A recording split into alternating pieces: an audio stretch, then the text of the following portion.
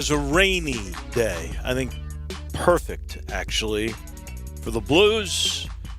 Many of us old timers are feeling today for the loss of a legend, the loss of a childhood hero for me, a loss of a guy I actually got to work with a little bit when I was a sort of a student broadcaster, then a professional broadcaster in the Southern Illinois University market, and he was the athletic director for the Southern Illinois University Salukis.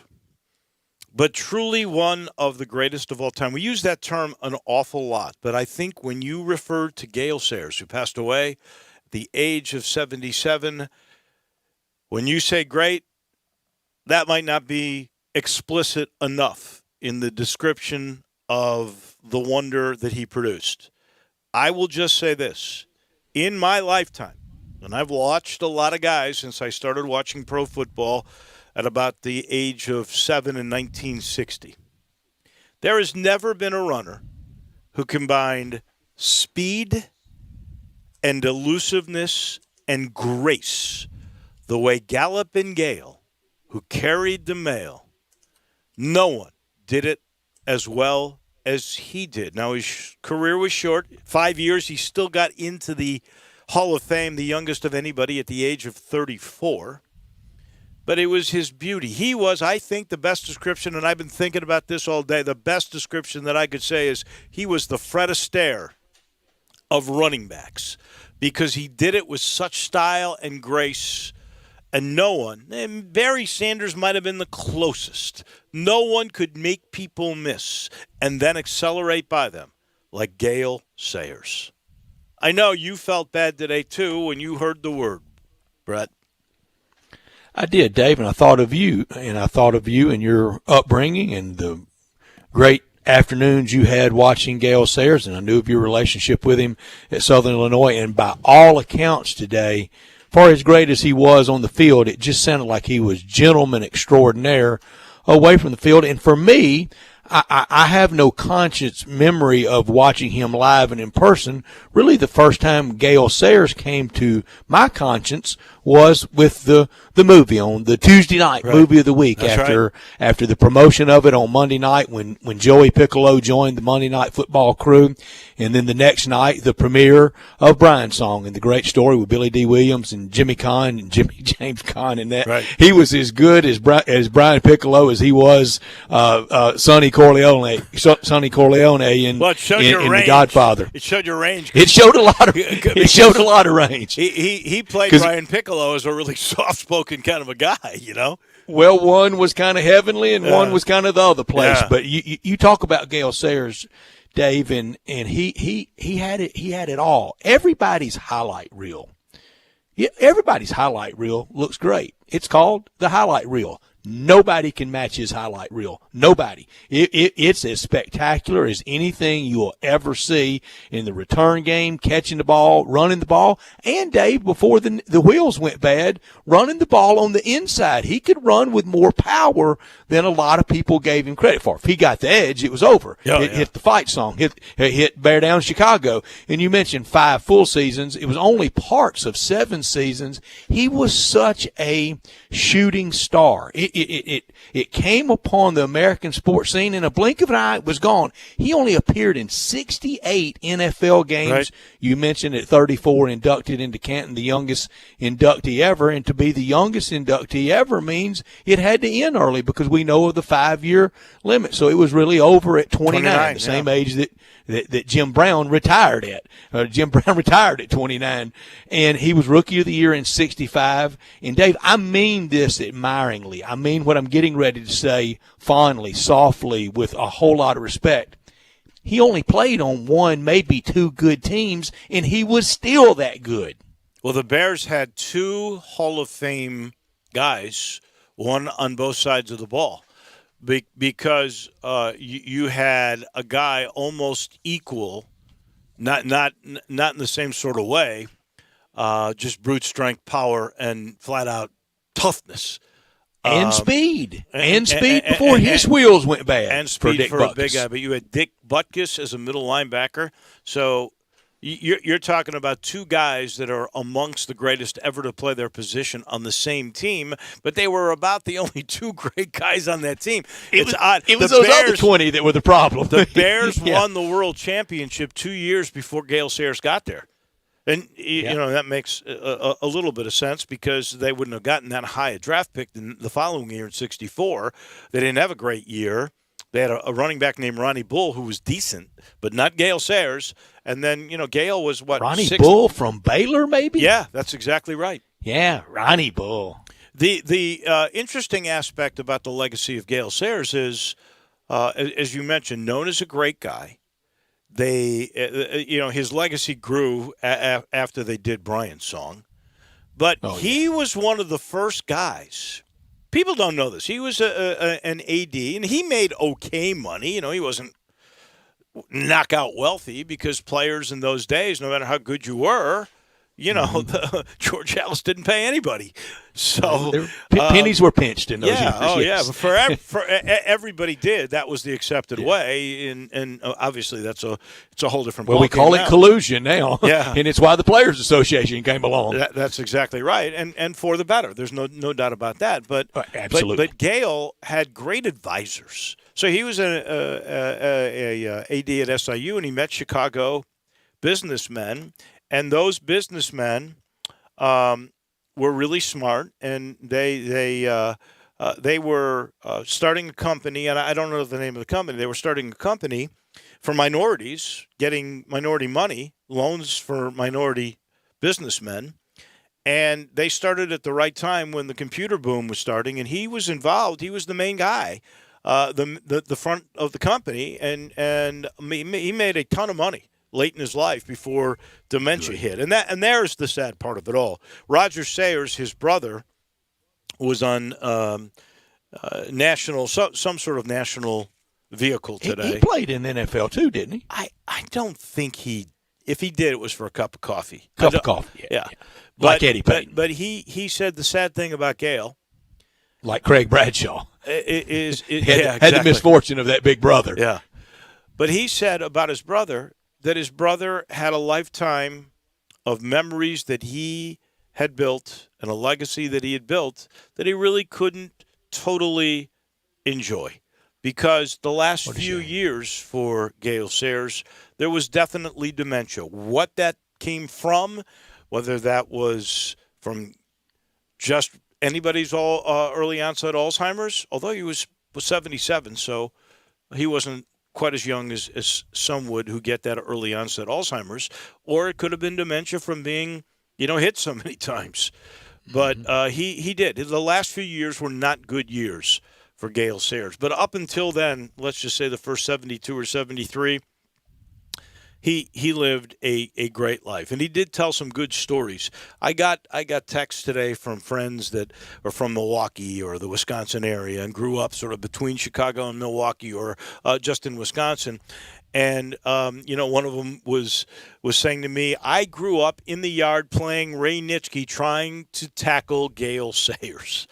And I started thinking about that, and there was at one little dinner function, Gale was telling a story to the audience, and I was there, and he was talking about how he was trying to run against the Green Bay Packers, and Ray Nitschke got one leg, and Wood, what's the Willie Wood.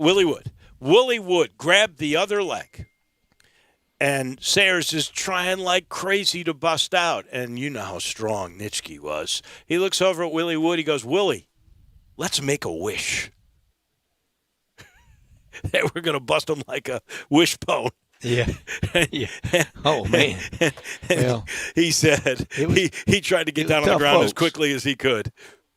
It was tough, folks, and those highlight reels of Gale Sayers, it's extraordinary. Well, it's the 6 touchdown game. The one against San Francisco in the rain at Wrigley Field against the 49ers. And the mud. And Yeah, how many returns spectacular did he have show he put on. How many out of those 6 touchdowns? 2 at least were returns. One might have been a kick return. One might have been a punt return. One might have been a kick. One might have been a punt. Yeah. He was born in Wichita, played high school football in Omaha, went to Kansas, and was real good at Kansas. Wore 48 at Kansas, then got 40 with the Bears. And several years ago, I before SEC Media Days, I was in Tuscaloosa visiting my nephew when he was in school, and I had plenty of time. I think on a Saturday, and I was driving to Hoover, and I went through Bessemer, the home of Bo Jackson, and I wanted to go by McAdory High School. I like seeing where these legends played because they all come from somewhere. They all come from, the field's 100 yards by about 55, but, a lot of times it's smaller stadiums, and just to try to think about from there came that great player. So I went by McAdory, and a nice man, with the school system was hanging around, and he showed me around. He said, now, it didn't look like this when Bo was in school. I said, no, how come? He goes, because he's paid for most of this. He said, all these improvements are his, but he let me inside and let me see the trophy case, and Bo Jackson in high school, out of deference and respect and love for Gale Sayers, wore number 40 for the McAdory Yellow Jackets. Wow. Huh. Well, they did the All-Century team. And he's the only player, and this is how great Gale Sayers was, he's the only player that made it in two positions, as a running back and as a kick returner. He's the only guy. And he would have been MVP and Rookie of the Year in '65, but for that guy named Jim Brown. Right. And then I'm trying to remember, there was some controversy. I don't think he made it to play in the Shriner All-Star game, where the college all-stars played the defending champs in Chicago. And for some reason, the college coach that year, and I don't even remember who it was. It's 1965, right? That coach would not play Gale Sayers. Now, it could have been that Hallis said, I don't want him to play. Might have been. And that was in the stretch of the last time the college all-star team never beat a Super Bowl champion, but they beat the Packers once or twice in there, and before that would beat them. And there are great stories out today about Hank Stram with the Kansas Comet connections to Gale Sayers. That the Hunts and Stram wanted him badly for the AFL Chiefs, and they just couldn't secure him away from Papa Bear and the Bears. I'm almost surprised at that, because he was such a homebody kind of a guy, and you mentioned he's from Wichita, Kansas, but apparently Papa Bear was pretty persuasive, and it worked out because Papa Bear was his coach, and they gave the ball a lot to Gale Sayers. I mean, they had a veteran team, and as you said, this Rookie of the Year could have been the MVP. Darn Jim Brown. He was that good. I think 65 was Jim Brown's last year. I think he retired after that. That might be. That could very well be. So it's really sad. It's a huge loss. It is. But one thing about Gale Sayers, it's being so well done on NFL Network and on ESPN. I hope everybody watches and enjoys, and if you didn't know of the story, and now you can learn and see that legend. Yeah, he was super. I had Drew looking, and apparently we can't find it. I would have loved to have heard some of the late great Hall of Fame Jack Brickhouse's calls of Gale. Yeah, I may have something by 3:50, but it's going to take me that long to get something. You got to download it. We'll try to get that at 3:50. That'd be cool. Just to hear Brickhouse, no promises, too. But I'm going to do my best. Brickhouse, who was famous really as a baseball announcer, he's the guy that. Or even the John Facenda kind of overview for NFL Network of that, especially of that 6 touchdown exploit day. Yeah, well, the thing is that Brickhouse was radio, so you would really get the description that you might not. That with Vicente's voice, he basically a little more canned. He was the enhancement of the picture. Picture told the story. Brickhouse was telling you the story. And there was sort of like a John Bifus, guy named Irv Kupsinet, and he was, and I have no idea how that teaming got done, but he was the radio analyst for those games. So he's doing this like socialite column during Monday through Saturday, and then Sunday he was doing the Bear games with Jack Brickhouse. I have no idea, but it was very entertaining radio. I can promise you that. So that's the main story of. We'll get to our top story because there are others for sure. I thought the Denver Nuggets were very much making a statement last night that this series is not over. Now they should really be up 2-1 if you want to know the exact truth on this, and they are the comeback kids. But they're not. They are, but they put their flag in the ground last night, and they really staked out. They staked out that we may be on to a series, and we sure will be if it's 2-2. If it's 2-2, it's on. If it's 3-1, well, they've already come back twice from 3-1. It's off. Right. Well, here's the truth. The truth is they had to win last night, and they did. So now we've got a series, and the great thing is we got a series in the East, and we got a series in the West. We'll be busy today. T.J. Reeves, who I know, wants to talk about his Tampa Bay Lightning. They are even now, 1-1 with Dallas in the Stanley Cup final. He'll join us at 3:30.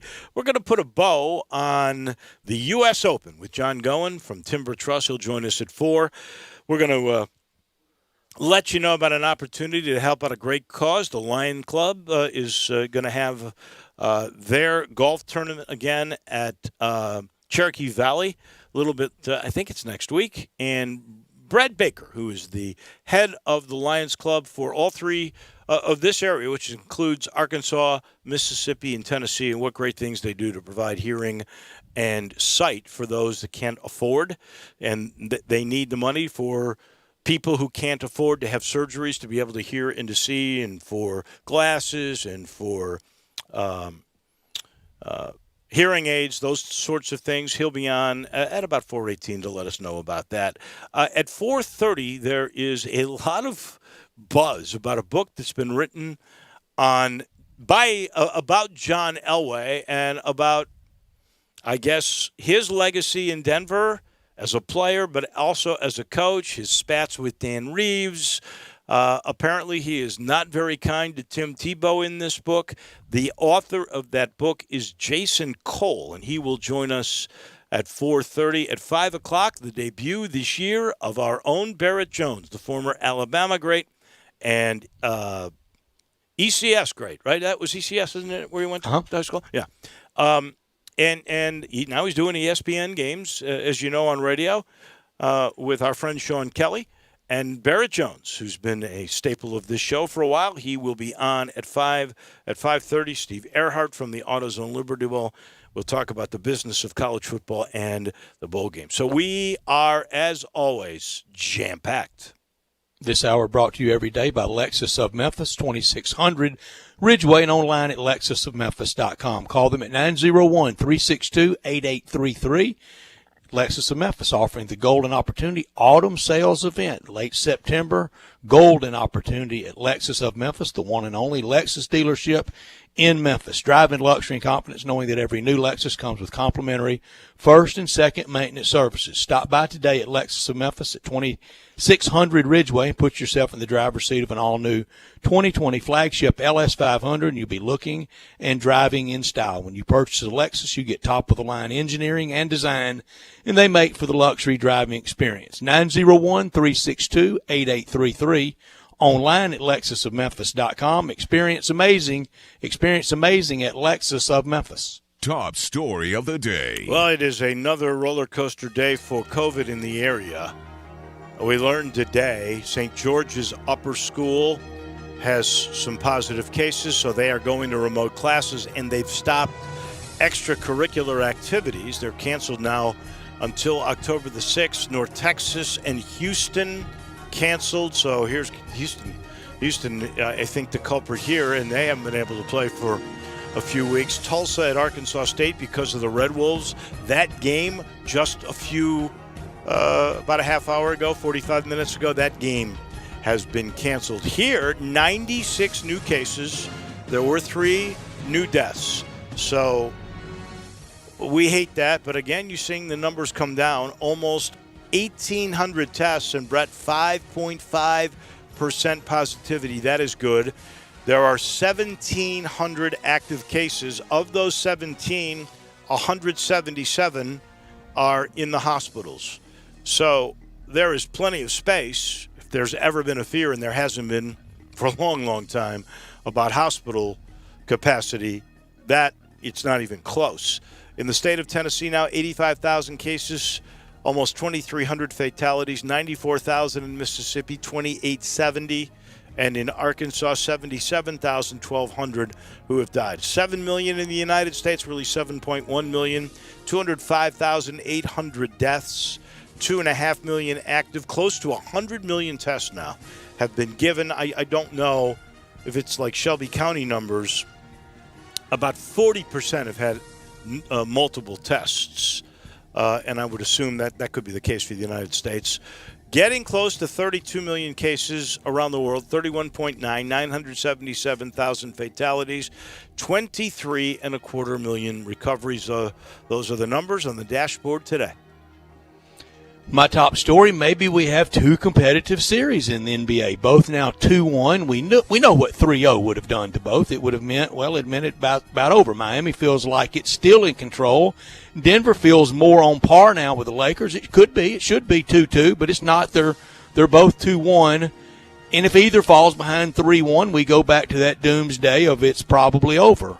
But it's been exciting through these three games on both sides. I hope both go 7, and the NBA gets their maximum inventory of games. You always need the cash, now more so than ever. I hope they both go 7 just because I'm really enjoying watching it. And the Stanley Cup, too. I mean, well, we usually get those, but then you couple it with baseball playoffs that are about to start. What a great deal for those that love sports. Not top story of the day. So now we're starting to find out what happened in the Los Angeles Chargers locker room before the game that made rookie Justin Herbert the last-second starter over Tyrod Taylor. And during the Friday practice for the Chargers, their starting quarterback Taylor hurt his ribs. Apparently, before the game, in the locker room, the Charger team doctor went to give Taylor a pain-killing shot in his lungs or in his ribs, and it inadvertently punctured his lung. And that is why they had to rush him to the hospital, and that is why it's not critical at all anymore, obviously. But it's pretty doubtful that he will start this week. I would imagine that Herbert will get to start again, and they'll let his lung totally heal before they put any more stress on it again. But a mistake by a team doctor. Wow, that's just hard to believe. Terrible accident, and maybe we should be addressing, when you have broken ribs, you don't need a shot like that. You're just not going to play, and maybe no more of the shooting them up mentality. But I think, it was clear cut. It was just an accident. I don't think negligence, and certainly not anything intentional. Oh, it was an accident for sure. Sorry, yeah. And sorry how it has ended up for Tyrod Taylor. My not top story, not much left to sort out in the American League in baseball, but plenty left in the National League. 6 out of 8 teams decided in the American League.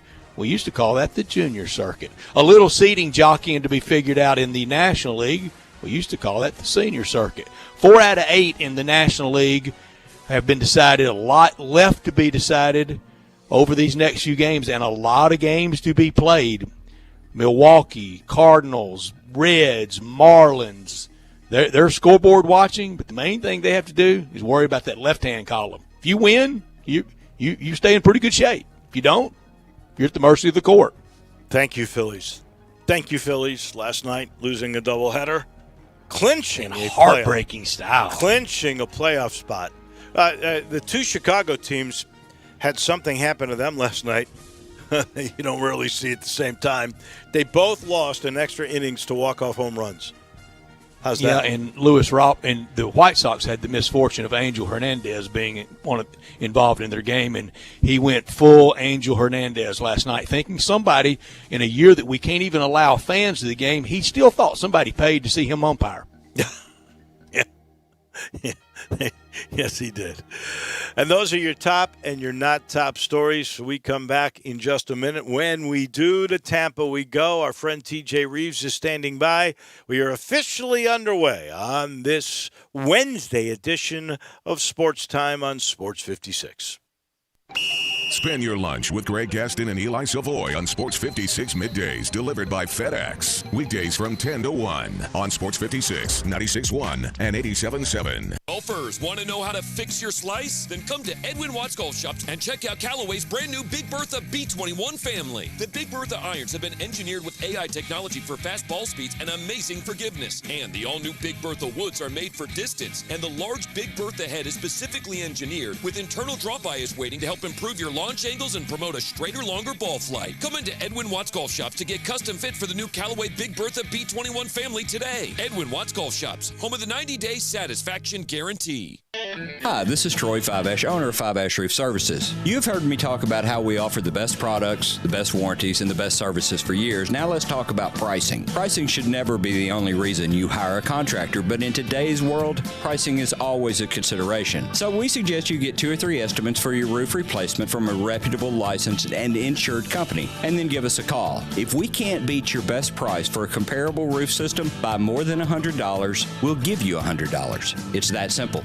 We are so sure we can offer you the best price, beating all other qualified companies, we will hand you $100 if we can't, and thank you for the opportunity. So give us a call. What's the worst thing that's going to happen? Make $100? Fiveash Roof Services, a proud supporter of Tiger Athletics and the official roofer of the Tigers home team. Fiveash Roof Services, fair, honest, and ethical. 367-0050 or memphisroofer.com. Fiveash Roofing, it's what we do. We're here for you.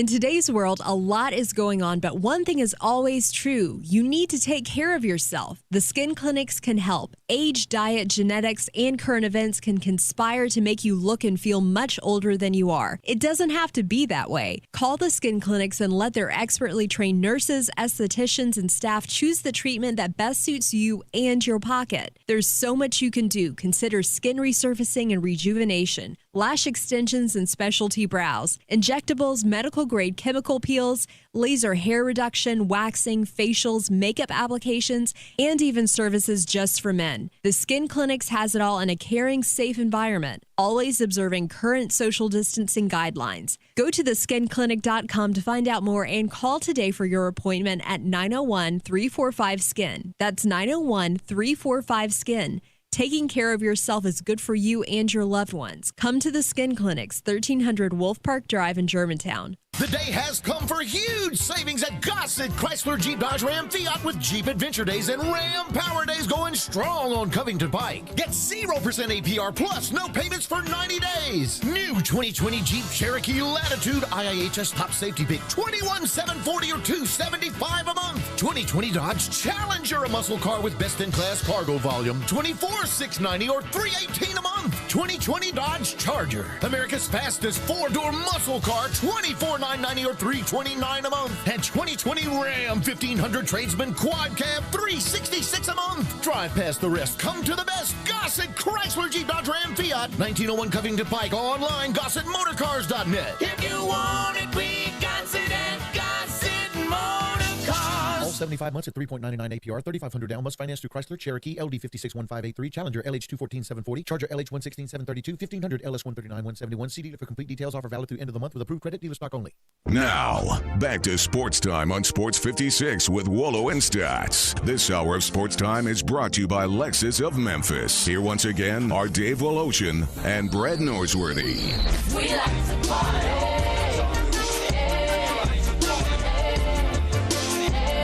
Welcome back into the Family Leisure Studios. A reminder, you need to go see my friends. Go see Billy, go see Lindsay, go see them all. Because the world's biggest spa sale is going on right now at I-40 and Whidden Road. I'm talking up to 30% off spas and the big swim spas too. And you can choose from hundreds of different spas, and they have them from multiple manufacturers. We are talking many are just the latest and greatest, all state-of-the-art. Newest technology, they've got it at Family Leisure. Espresso pricing right now on chemicals and accessories, as many of you are now starting to see the end of summer and the pools starting to close down, or you're going to wean off of a lot of things. You get good deals for sure. And as always, professional delivery, whether that's bringing it to your truck or your van or your car in the parking lot or bringing it to your house. It's there for you. So they take care of you. They are on a mission. They're going to make your patio or your backyard your staycation haven. And they are well ahead of the game on that. Go see my friends.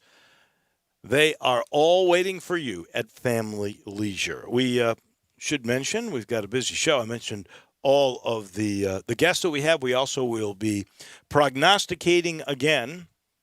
And that means that we will give Arkansas's W's and L's right after we talk to TJ. And then one of the real contenders, Georgia, which, it's either 9-1 or 10-0. I know that Brett Norsworthy, because I've done a little figuring on this based on what he's predicted in the past. It's 9-1 or 10-0. We'll find out for sure. That'll come your way at 4:50. Down to Tampa we shall go. A guy with a big smile on his face. That would be TJ Reeves as his goonish Titletown, Tampa Bay Lightning, even the series with that speedy Dallas crew. Those Stars skated by him in the first game. Great answer by the Lightning in game 2. This one should be a 7-game series, don't you think? We're going to have a lot of fun. It's good to be with you. Hope you guys are having a better day than the Chargers medical staff. Oh, man. As we march on, I don't know if you've covered that as of yet, but we did. They might be looking for a team doctor, I would think. So in any event, it is an exciting time down here because it's weird. The area is pumped for the hockey, but the hockey's been nowhere around here for 3 months. So you've got Game 3 of the Stanley Cup Finals, again, as we keep saying on your show, in Edmonton, Alberta, Canada, in the bubble, and we're detached and watching on TV. It's weird, but it's exciting. And Wolo, you got to ease up on the gas about the goonish Tampa Bay Lightning. I mean, I realize that not everybody in Memphis cares about the hockey, so we'll talk for just a few seconds and then move on. But the Dallas Stars came right after the Lightning's best player, Nikita Kucherov, and hit him in the head when he's already had a concussion, then hit him with a stick in the head in the first period. So I don't want to hear any more about goonish Tampa Bay Lightning. Let's just play. Let's just see what happens. And the Lightning going for a second. You ought to hear him when you're not on, TJ. He's ripped Tampa. He's ripped Tampa itself. I mean, it's been brutal. That is how he's been. And you're getting ready to be. I love Tampa. Ready to be. I know you do. I'm joking. We all do. And TJ, you're getting ready. You're getting ready to go Stanley Cup in September, World Series in October, host and win the Super Bowl in February. Whoa. That would be the only game they would have at home. Think about that. They could become the first team in history where they could win a Stanley Cup and they could win a World Series, and neither championship would take place in the home stadiums. That's crazy. It is bizarre. And the Rays can clinch as soon as tonight. It's the magic number is 2 for them to win the division and then get to host a first-round playoff series, but that would be the only series they can host because then it goes to the neutral sites in Houston and Arlington for the American League. So truly a weird time, that is for sure. And I will say to you guys, because the SEC is going to have fans, and Wolo, you did the game at the Liberty Bowl, and there were at least some people there. It was bizarre. You're right. There was, what was it, about 1,000 fans? Drew was one of them. Drew, how many do you think there were for the Tiger Arkansas about 4,500. Oh no, I don't know that there were 4,000 there, but there were a few. And so Sunday was a first because I was standing at Raymond James Stadium, and there's no one in the stadium for the game, and you're down at field level calling it. And now I had done the North Carolina-Syracuse game on the radio the previous week at Chapel Hill with no fans, but this was down on the field, not on the surface, but in the front row, and it was just bizarre, surreal. You could hear everything. I mean, I'm all the way down at the goal line in the third quarter when Christian McCaffrey's trying to score. I'm in the first row with photographers on each side of me, and I can hear Bruce Arians, expletive included, screaming from midfield, he's not across the bleeping goal line. The ball is not across the goal line. I mean, if he's breathing, he's like cussing. Practice. It was weird, very weird in 2020. Welcome to it. I want to know from his vantage point how he could see better than that side judge. Well, they put up on the video board on the 700-foot screen video board, McCaffrey on the goal line camera trying to get in, and I'm saying right on the air, that ball is not across the line. They have to at least review it. And apparently they looked at it in New York and just said, everybody have a good time. We're going to call it a touchdown. Let's go. So, But TJ, through 2 weeks, you got to give the NFL a W, don't you? They've won, haven't they? Yeah, from a viewership standpoint, yes. There's no doubt. There's lots of scoring. There's lots of interest. And remember, okay, so let's not revise history and just let it go. There were an awful lot across the landscape in national media saying we weren't going to play football. So we're playing football. Yes, some of the games are having to be paused. The NFL hasn't had a single player test positive as of yet. It could happen. Probably will happen at some point this week or next week. But for right now, they haven't had a single player test positive right now since the season has begun. So at least we're getting the games, and you're going to have to be ready to adapt and adjust. I will tell you this. I'll segue just real quick to Mike Norvell and the Florida State situation and what a bizarre one that is, where he can't coach the team, and I'm getting the opportunity to work the Florida State-Miami game on Saturday, which is a huge early season game for them in this ACC schedule, and he can't be there. He can't really coach the team at all this week, much less be in Miami. You got to be ready for these things. You got, in general terms, unless you're doing it in a complete bubble, you've got to be ready for what happens if a player or a coach tests positive. It's just the new normal. As you prep for that game, are you going to have any access to him? Because I know he's involved in prep. He just can't be around the team, but he's doing it by Zoom. I'm sure he will be plugged into when they're playing this game. I would be shocked if he was not plugged into the offensive and the defensive coordinators. I don't think he can be. I think by rule he cannot be electronically or otherwise, because what would prevent you, if you allowed that, what would prevent you from having all kinds of people be able to help you on a regular basis that are not at the game, that are somehow able to dial in on a headset? He's away as if he is suspended or as if he is unable to coach because of physical situation. He can't be plugged in calling plays. He's detached. He is detached. And Chris Thompson is or Thompson, I think is how you say it, is the associate coach. The interesting thing is the associate coach goes all the way back to Central Arkansas, Brett Norsworthy, as Mike Norvell's wide receiver coach when Norvell was a player at Central Arkansas. That's how far back they go. How about that? Well, double yo. And here's that's amazing. Obviously he's a little older. Do you realize Norvell is the all-time leading receiver in the history of Central Arkansas? How about that? And Thompson was his position coach, and Thompson has been a predominantly offensive line coach and was the offensive line coach for Norvell at Arizona State, but he did not bring him to Memphis. Thompson went instead to TCU, where he's been, and so now there's a lot of eyes trained on him. Thompson, I know we're talking a lot about this with the FSU game, Thompson was previously the head coach at Abilene Christian and very successful, won like playoff games and the whole thing, so he was the logical choice. But I can tell you right now from the Seminole fans that I know, they are already leery about everything with Mike Norvell as it is, and they better hope the associate coach performs well and you don't get off to the 0-2 start. And my understanding is he can't coach next week either. It's a 2-week thing for right now. Rocky start, and I'm stunned by it. Me too. But TJ, how much of that do you think is the cupboard was bare when he got there, and to learn the complexities of Norvell's system takes a while, and you got to get a quarterback that really is a cerebral guy. And it'll take that quarterback a little bit of time to understand all the nuances. I'm really not totally shocked by this, so I hope they will give him time. I guess you've seen Miami up close, and they were awfully good in the game that you had against Louisville. I would have to think Miami is an overwhelming favorite in this game, aren't they? They're 11-point favorites, yes, and some would look at that and say that's not enough. They were impressive last week with De'Aaron King there, who you're familiar with, you guys in the market, from having him play at Houston under previous coaching staff before Dana Holgerson decided he wasn't good enough to play quarterback for him, but now he's a quarterback at Miami. So King was fantastic running the offense.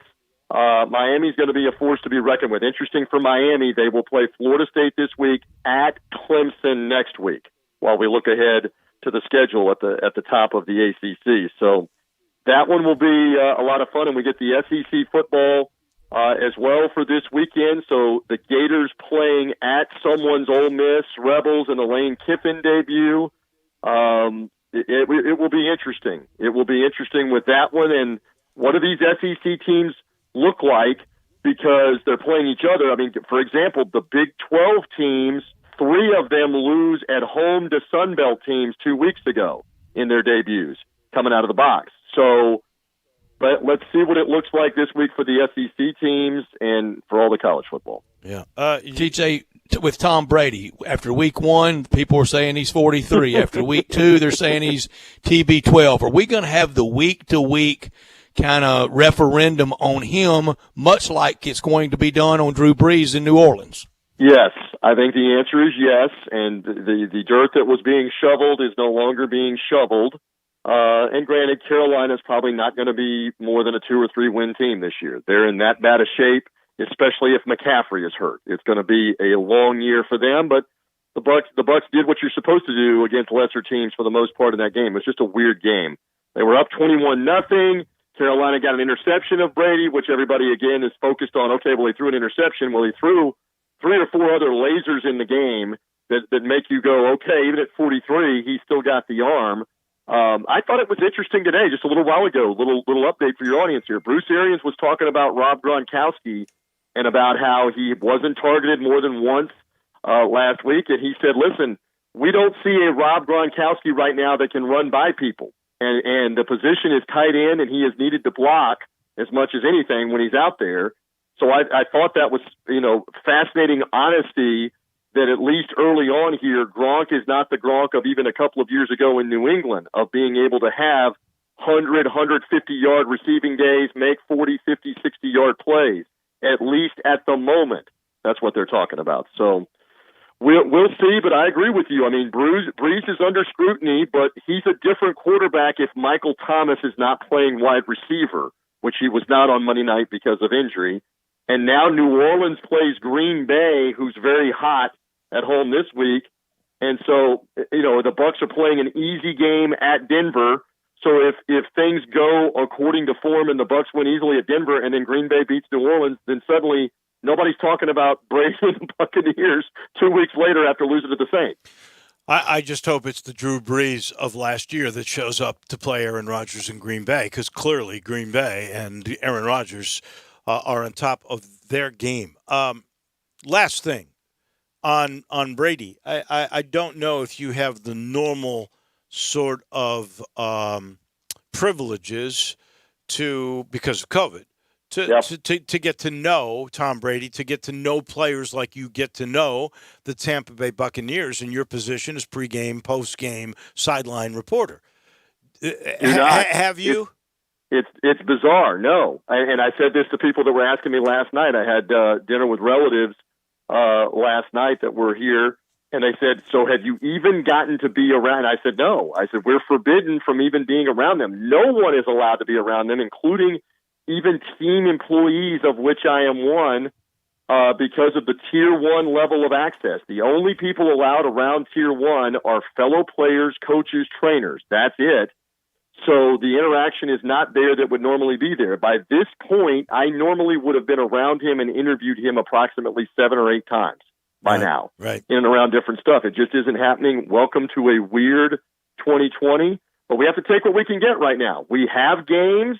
We have different sports. We have the NBA, the NHL, the football. We have it going on. We're just having to adjust for the time being. No doubt. All right. Well, you be safe this week. We'll do this again next week. I must say, even though I don't necessarily prescribe to your perception of those heavenly Tampa Bay Lightning, I am pulling for them since I picked them.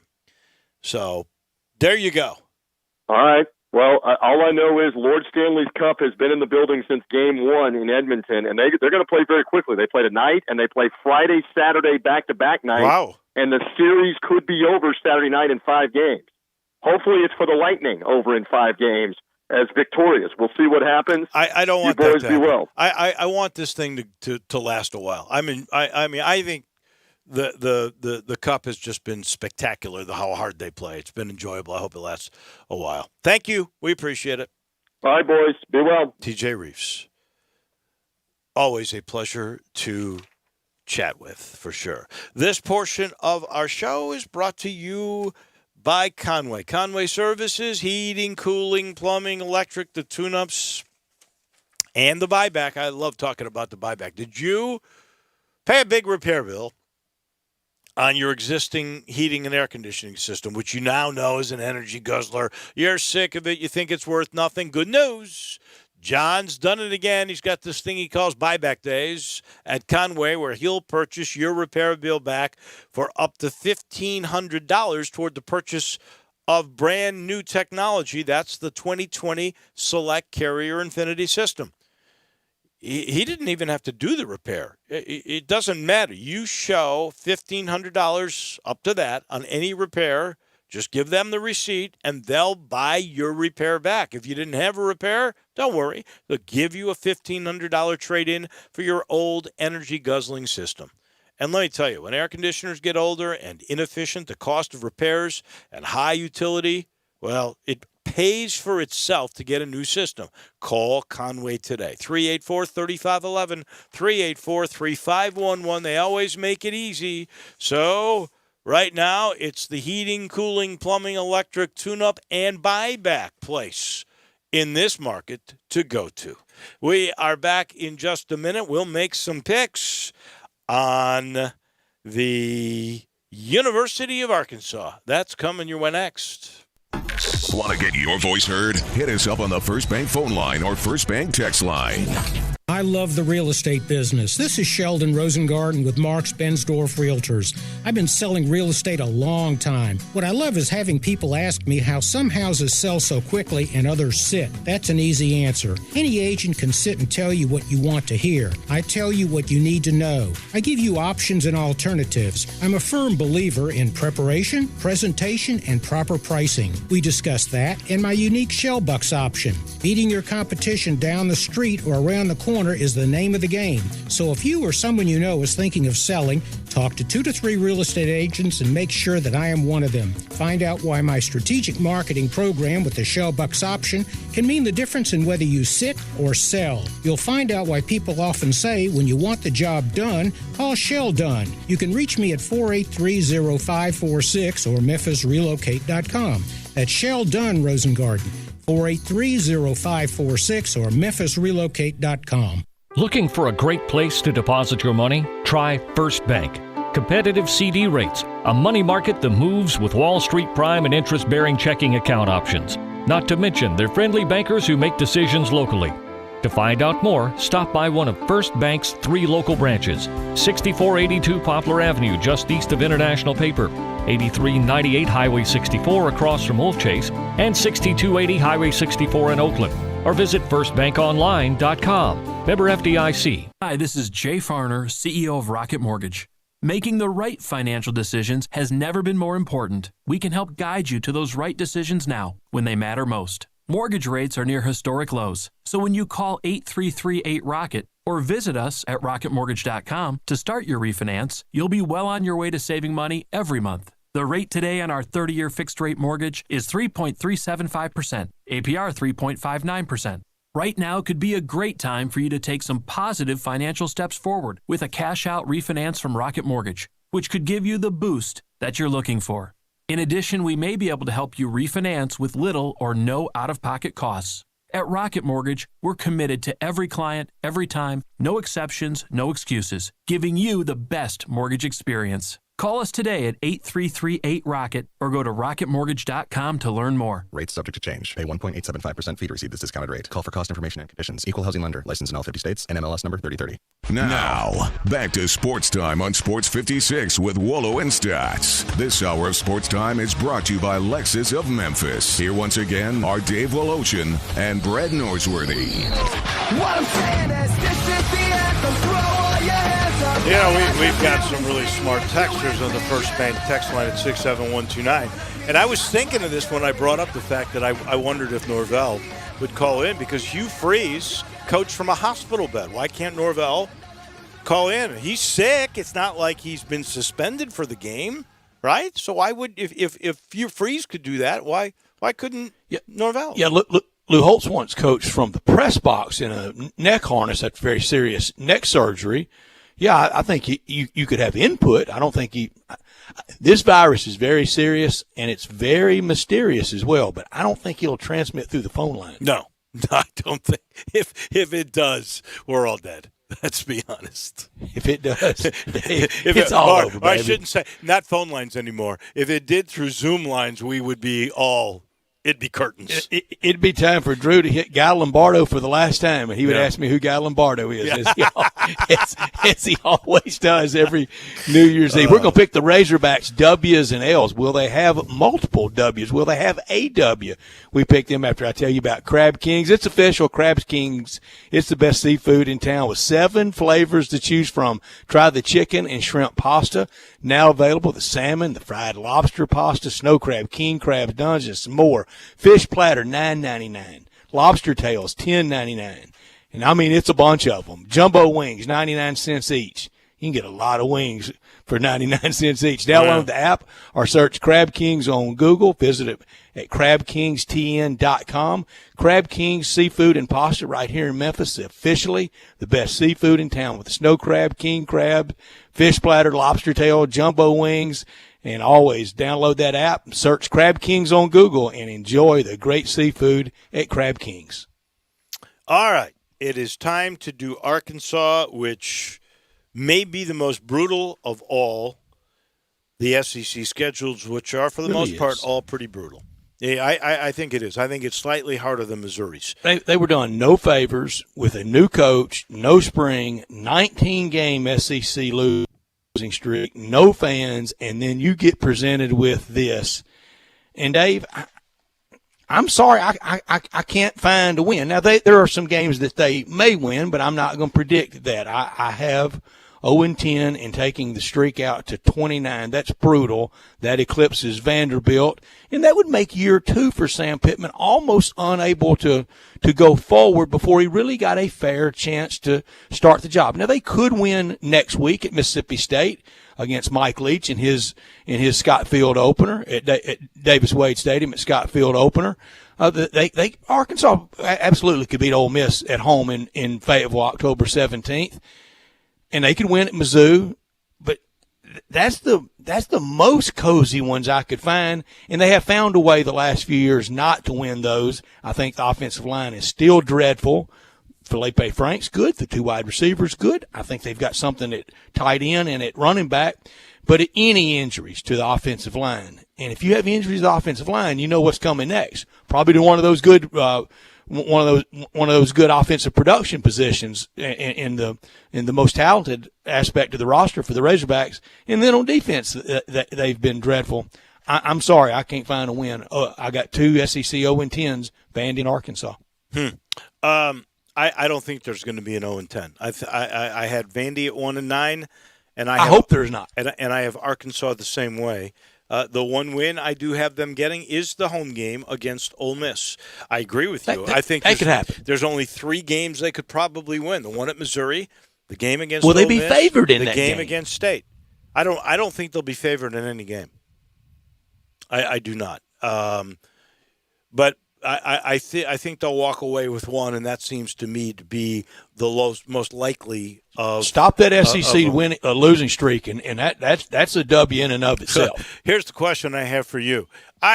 You read all those conspiracy theorists about Nebraska and Kevin Warren and the Big Ten, how they started them at Ohio State because they were the ones that sued when they came up with the schedule. You wanted football, here's your football. Yeah, exactly. You think Arkansas, is Greg Sankey mad at the Hogs? I don't know why that he would be, or he should. I'm kidding. But they clearly got the toughest one. I don't think there's any doubt. Drew, you have any wins at all for Arkansas? I do, just because in general I don't like to pick undefeated or losing every single game. So I went just like you, copy and paste. I gave them the win against Ole Miss October 17th, and basically just because out of the 3 winnable ones, it's the only one at home. So it made the easiest decision. You know, I must say, Stats, Drew's getting smarter. He's copying and pasting almost everything I'm doing here on these things. Finally, after a couple of years here, he's catching on. We're having some technical difficulties with Brett. He'll be right back. I see. Okay. So that's the way it is. I've got him 1-9. You've got him 1-9, same way. And Brett has them 0-10. So he's got 2 teams, Vandy and Arkansas now, that will not win a game this year. I've got both those teams winning one single contest. And that is the first hour in the books. When we come back, we're going to kind of put a bow on, for the most part, the golf season with John Goen from Timber Trust. Now, I will tell you that we still have the Masters. So there's still hope in this pick'em contest. No picks today. Just Bryson DeChambeau and the Shambles he has left the PGA Tour in. He comes your way in a minute. And now a game of Commercial Chicken, brought to you by Progressive, where we see how long Flo can go without talking about insurance. Ready? Go. Hi. Guess we should talk about something.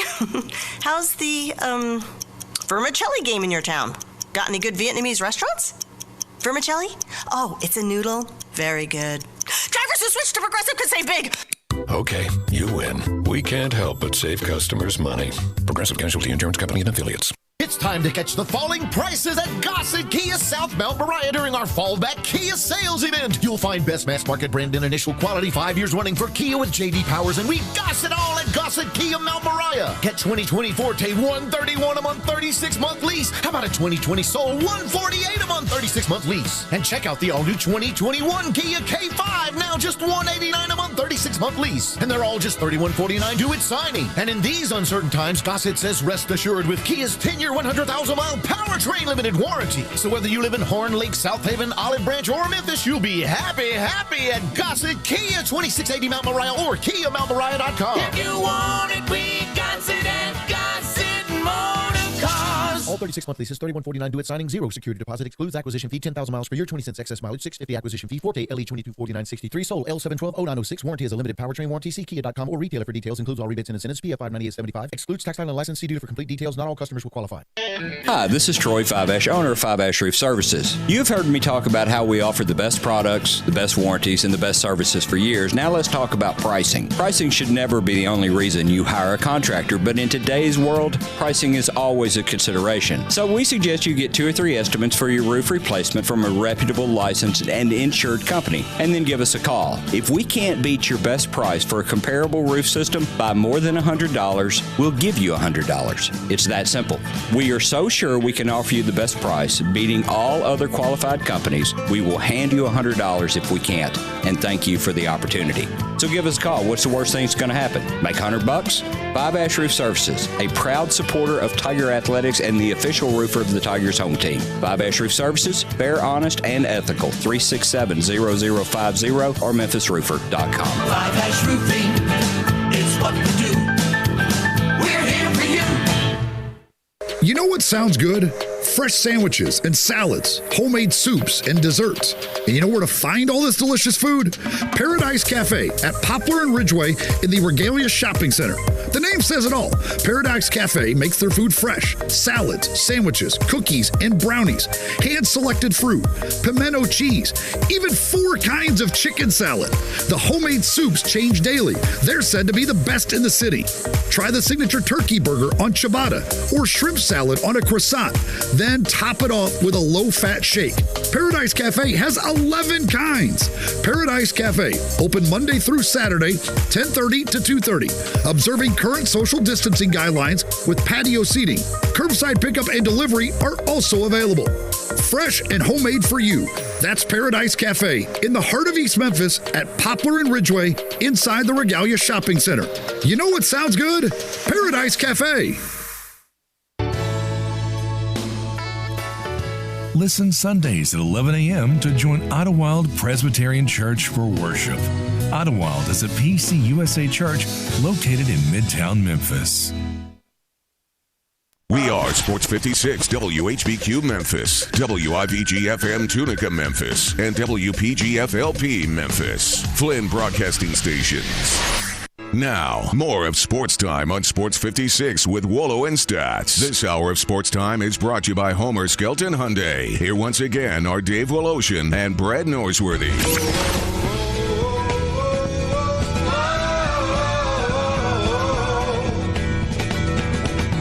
Welcome in, hour number 2 on a dreary day, a day with Gale Sayers. Great running back of the Chicago Bears, the youngest ever inducted into Canton, into the Pro Football Hall of Fame. Passes away at the age of 77. It was a day where we found out there are more cancellations. Arkansas State, that's 2 weeks in a row they can't play. So poor Tulsa, they can't get games. Every time it looks like they get a game, they get canceled too. They canceled their opportunity on their own right to beat Oklahoma State the other week. They had a shot. They're not going to play that game. It was supposed to be in Jonesboro, North Texas. Houston canceled. I'm trying to remember. Has Houston even played a game this year? No. Yeah, they haven't played. They're like Virginia Tech. They haven't played. Notre Dame game canceled yesterday, so we're still in rocky territory. We only had 96, but we're under triple digits with cases in Shelby County, and active cases are way down. Hospitalizations are way down. That is the good news. It was not a good story at St. George's. They won't be playing football till at least October 16th, and the upper school is going to have to go to remote classes again.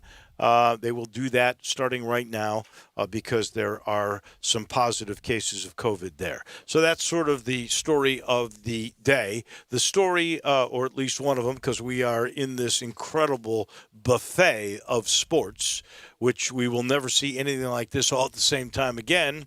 But one of those stories, certainly my favorite story of the weekend, was Bryson DeChambeau just obliterating what some think is the hardest golf course in the rotation for U.S. Opens, Wingfoot. Some people say the two toughest are going to be Carnoustie in the Open rotation and, of course, Wingfoot for the U.S. Open rotation.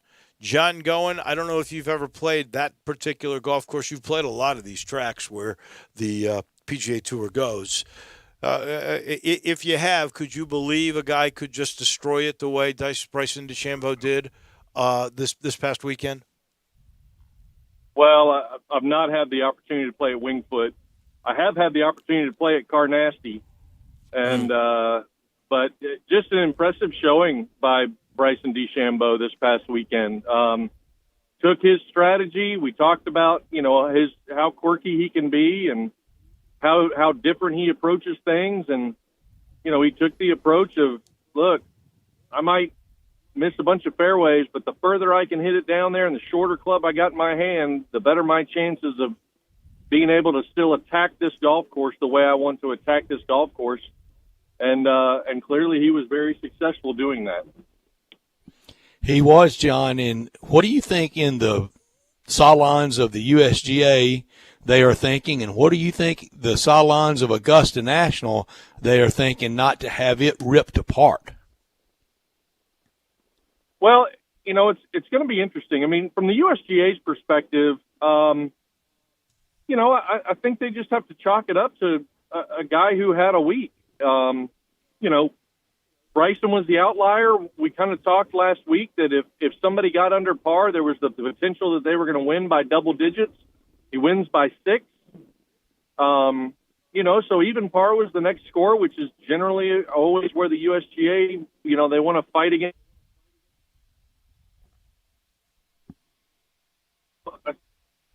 From the standpoint, it's going to be very interesting. I mean, clearly Bryson can bomb the golf ball. At Augusta National, you're going to be able to somewhat work it two different directions, but ideally, it's much more suited to potentially be more of a drawer's golf course than a fader's golf course. If you think about 10, if you think about 13, if you think about 9 at Augusta National, hitting draws down into space, he's got clearly a month and a half or 2 months now to kind of get ready for Augusta, but Augusta could be an interesting show for Bryson because he's clearly going to have a lot more room there to be able to hit the golf ball than he did at the U.S. Open. So it could be a record score down there if he is on the way he was on this past week. I guess if I were the super at Wingfoot or the guy that sets it up for the USGA, that's probably more accurate. I would have to say, okay, the guy is hitting the ball. He's carrying 320. The only way to stop him would be to really strengthen the rough 330 yards away. And the fairway and put a lot of rough U.S. there. Open just tried that. Well, I think they didn't. I mean, they did have great rough there, but you could make it even thicker, couldn't you? In certain areas where they have 2 or 3 cuts, we'll make that the 4th cut where it's really penal. That's the only thing I think you could do. The challenge Augusta National will have is, one, there's never really any rough. No, they're in trouble. I don't know what you do there. You got to grow trees. The way he's going to attack a golf course, it'll be free reign down in Augusta. It's just a matter of how far off line is he. I mean, clearly this past week he could be offline, but he wasn't substantially offline, where at Augusta National he's probably still in a fairway with some of the places he hit the ball this past week. Mm-hmm. So, there's not going to be a very good setup for Augusta. Augusta's going to be what it's going to be. But, they're not there trying to protect par either. So, moving forward from a USGA's perspective, look, I still chalk it up to one guy had 1 week. One guy. What was the number I saw? He hit 23% of his fairways for the entire week. Right. So, you just have to chalk it up to he hit it in the right spots, had a good game plan, a good short game, knew how the ball was going to release and roll out on the greens in firmer conditions, and he played to his strengths basically. Great point, John. Do we freak out over one guy? Although Augusta National did and was not very subtle about the Tiger proofing, and it probably cost Tiger Woods at least one more there. Well, maybe, but I don't know. If you're going to knee jerk on certain things, when Tiger won at Pebble and blew everybody out of the water, did the USGA make any real drastic changes? In the next year, Rory won the U.S. Open at Congressional on a softer golf course, but ran away from it completely. The USGA is still always going to kind of stick to their guns with regard to golf course setup. So, again, I don't see why you just take a one-off and want to make a bunch of different changes with your approach to golf course setup, or lengthening things or certain, ideas as far as how you're going to be better at trying to protect a certain score in the USGA's mind. We were trying to figure out if he hits the ball like he did at Wingfoot at the Masters, 9 he'll be up the hill. On 11, he could hit a cut shot because you can't go right. They raised those trees to make it like a chute, so you couldn't. But he could go left and cut it over that lake and be where Larry Mize was, where Larry was there in 2 in that playoff against Greg Norman. He'd be there in 1.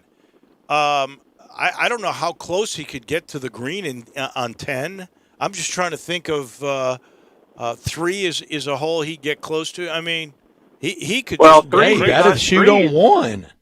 3, he's not even going to hit driver off of that tee if he's going at the green. You got to think he's hitting 3-wood just to be able to drive that green. Because driver, he'd knock it over the green where he's currently hitting it. Can Augusta's greens protect itself? Well, that's going to be the biggest factor, right? I mean, that is always the challenge at Augusta National is you have to be on the right level. You have to be on the right tier.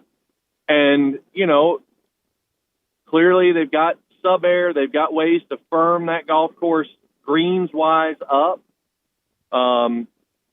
So at Augusta, it's going to be, in my mind, I think fairways and everything else are going to be probably soft. Newly laid, seeded, overseeded grass.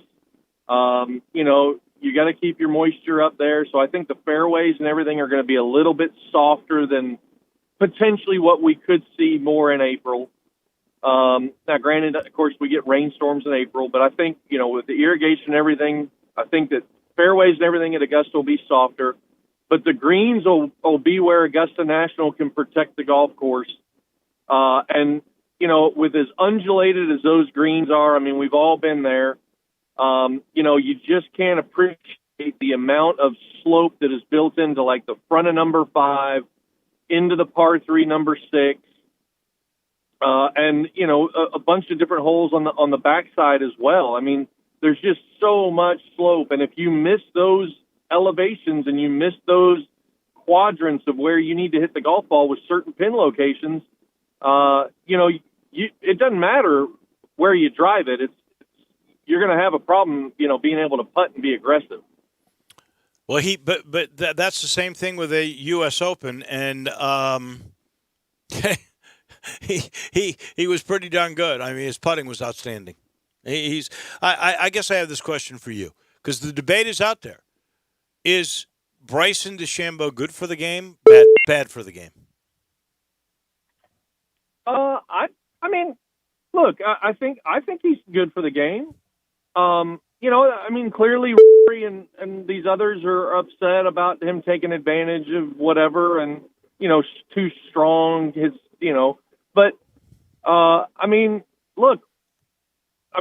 Tiger's obviously been talked about. And clearly Tiger has been good for the game. There's been others talked about over the years as to who's good and who's bad for the game.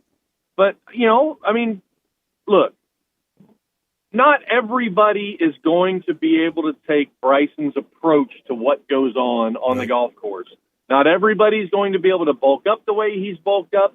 Not everybody's going to be able to have success playing the same length golf clubs as Bryson does. Bryson has, his own way of doing it. Cobra tried to come out with a Bryson set of irons and did rather well with them, but that has obviously died off because at the end of the day, his game doesn't fit everybody. So he is as good for the game right now as anybody. And his method is working right now from his perspective, and that's great. We'll see how long he's able to hold up physically. Tiger bulked up real quick. Clearly, Tiger has had physical issues over the span of the last 10 years or so. And it'll be interesting to see how Bryson's body is going to hold up with literally trying to swing the golf club and hit the ball as hard as you can every single time. I would agree. I'll be honest with you. I did not know that Cobra had made all the same length clubs as the length of a 6-iron. They didn't do a very good job of marketing that because I certainly didn't hear about it.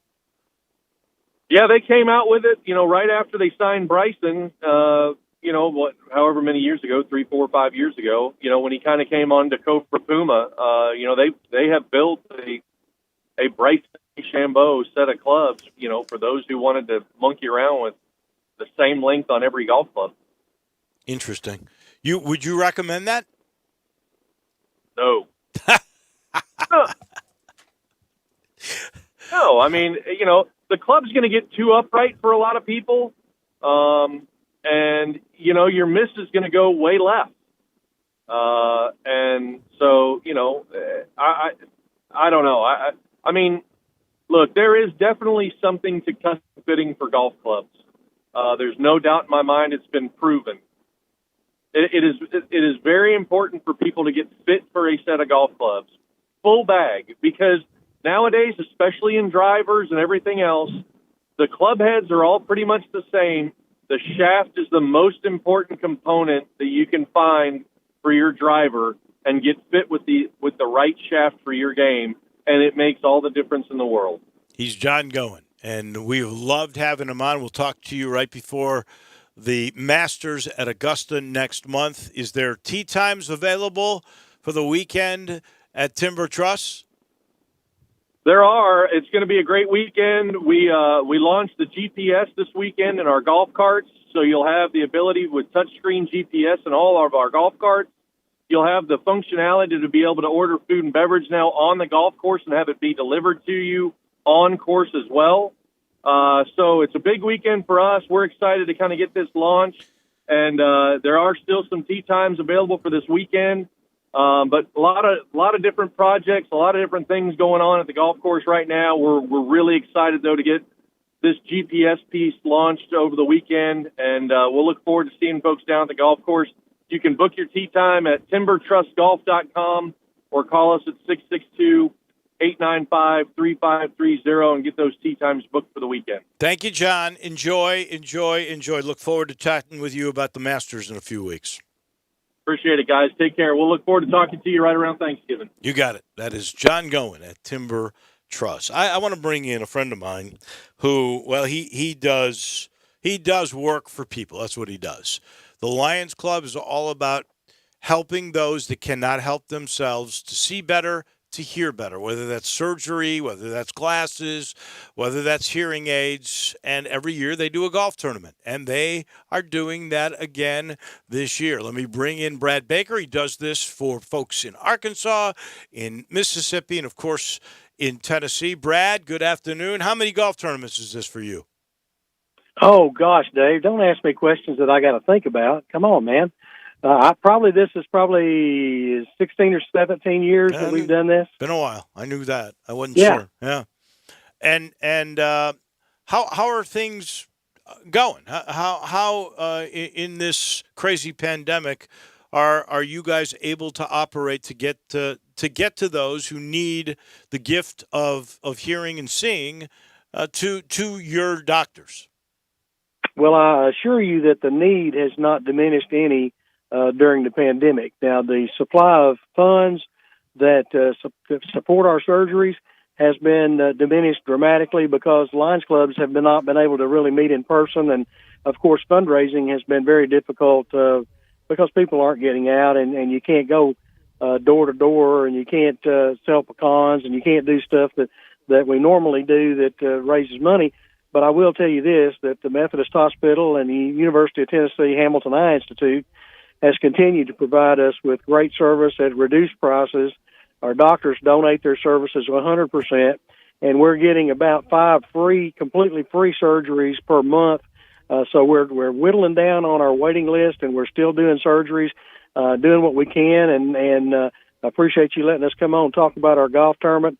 And we're just doing the best we can to help as many people as we can, as always. Well, you're whittling it down, but there's still needs, and you get the 5 free ones, but you got to have funds for the others. So let's try to get folks involved in this golf tournament. How do they do that? And it's a Cherokee again, right? Yes, Cherokee Valley. It's a Monday, the 28th. We're going to do a box lunch that you can eat in your car or out on the patio at 11 o'clock. You can come in anytime after 11. Tee time's at 1. We're going to have a putting contest. We've got really good gift certificate prizes there at the Pro Shop, which is going to be open for us. We've got lots of, the course has got to be in great shape. A little rain here is going to make it play good. And, if Bryson DeChambeau, when he grows up, he may hit the ball far as I do. Look out there, Brad. He can whomp it out there pretty far. And this year, just the challenge of being able to have get-togethers and have a tournament. I mean, a lot of charities have really been hit this year, Brad. I think every charity's felt it to some extent. I mean, others are more prepared for it than we are. We don't have a big endowment fund or anything like that. We take the money from the Lions clubs that they raise and we put it directly to people who are in need. Guys out there flipping pancakes and selling pecans and things. They don't want to work their tail off to send us money for us to put it in the bank. So I have nothing against folks that have endowment funds. That's great. I wish we did, but there's so much need out there right now. We used to have to direct the funds at folks who are needed. And to get to the tournament, just call my cell phone, 870-919-1230. I'll be glad to get you in. We've got 12 teams right now, which is about our average. And so we got plenty. We got 6 more spots at least that we could fill up by Monday, and we'd love to have more teams. And if you'd like to sponsor too, or if somebody would like to sponsor or just donate to this cause, because this is for people who can't afford to get cataract surgery, to get glasses, to get hearing aids. This is what this is all about. So that number, 870-919-1230, for a lot of different things. You want to play in the tournament, you want to donate, you want to be a sponsor, Brad has his arms open for that. Last thing before we let you go, Newsy. Okay. People may not know, but you are based primarily where you live. I know your office is in Memphis, but you are one of those that commute every day from Jonesboro. And here we are. Arkansas State is still struggling with obviously positive cases of COVID. They've canceled the Tulsa game. What can you share with us what's going on over there? Well, at one time, Dave, I thought it was economically based because they went to Kansas State with the same problem and got paid a bunch of money to beat those guys. And I thought, well, they canceled last week's game because they were going to have to pay UCA. So I have to be. I just don't know where we're going with this COVID thing. You think you get it kind of over the hump and you open up things a little bit, and then all of a sudden seems like it slaps us in the face again. So I don't know, man. There's no real answer to it. I mean, you go one way, it's like the old one-armed economist thing. Harry Truman said, "It's like to have a one-armed economist because on the one hand you do this, and on the other hand you do that." So it's really tough to do something without having a reaction going the other way. So I'm not super close to the ASU program, but I know they would have loved to play Tulsa. They had such a big win against Kansas State. They want to keep this momentum going, and they've played pretty well. They played pretty good against the Tigers, but the Tigers were just too tough. All right. Well, thank you much. We appreciate that. Yeah, you're right. It is who can figure it out. You might think you have it, and another flare-up could occur. It could be contact tracing where they haven't practiced enough and they don't think they're ready yet. I believe that was a part of the application process that Memphis went through when they applied the decision not to play against Texas San Antonio. So who knows? But that's the way it's going to be this year. We're well aware of that, and I hope they get better. In a hurry. That's a good football team, and they proved it against Kansas State. And they proved it against Memphis, even though the Tigers did get the best of them. Brad, good luck with this thing. Let me know how you do. Hey, thanks a bunch, Dave. Thanks for your friendship, and thanks for getting us on. And I hope to see a group of people out Monday having a big time. I hope so, too. I hope it's a great tournament, and you raise all the money you need. That is Brad Baker from the Lions Club. The title sponsor this hour. We love having them. Been in the family a while. That's Homer Skelton Hyundai in Olive Branch, also the home of Genesis of Olive Branch. They want me to let you know all the 2021 models are there. They've arrived. They just got a bunch of Sonatas in, and I got one of those brand new Sonatas with this new Smart Park where I can literally park the car outside of my car with my key fob.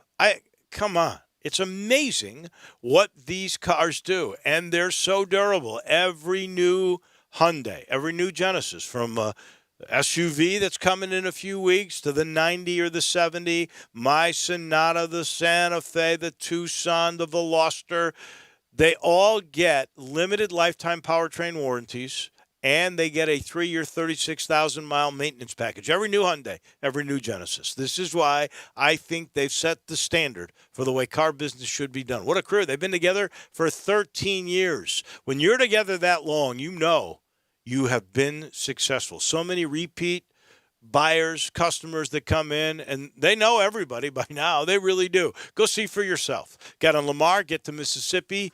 It's Highway 78 when you get past State Line Road. Then you make a left at Craft Road. That's exit 1. You'll be there, and you'll thank me for it.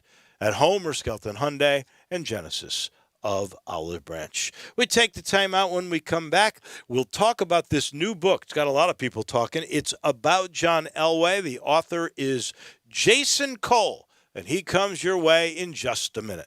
We are Sports 56 WHBQ. Listen to us daily on AM 560, 96.1 FM, or 87.7 FM. I'm here with the great Pat Donahue from the Rendezvous Restaurant Shipping Department. Thanks, Brett. We've been shipping our ribs all over the country now for decades from our USDA-inspected shipping kitchen in the Pinch District. We hand-cook our ribs in pits that Mr. Charlie built over charcoal, just like they do at the restaurant. So what comes in a rib box? We could do pork shoulder, we could do ribs, our sauce, seasoning, baked beans, coleslaw. We'll even throw in Pancho's cheese dip with our nacho boxes. We also put a bag of Rendezvous seasoned popcorn, heating instructions, some chef hats, some wet naps, and some other helpful tips from our kitchen. We ship our ribs overnight, exclusively FedEx. And we put them in nice packaging. We don't ever want to use styrofoam, so we use corrugated cardboard, actually 2 boxes that fit nice together, so the ribs get to you, your loved ones, or your clients in a safe, wholesome manner. Rendezvous ribs are perfect for out-of-town clients, customers, loved ones. We also ship ribs for any occasion. Where do we order these great ribs? You can go to www.hogsfly.com or give us a call at 1-888-464-7359. Charlie Burgos' Rendezvous Restaurant in the alley since 1948. Fox Tonight.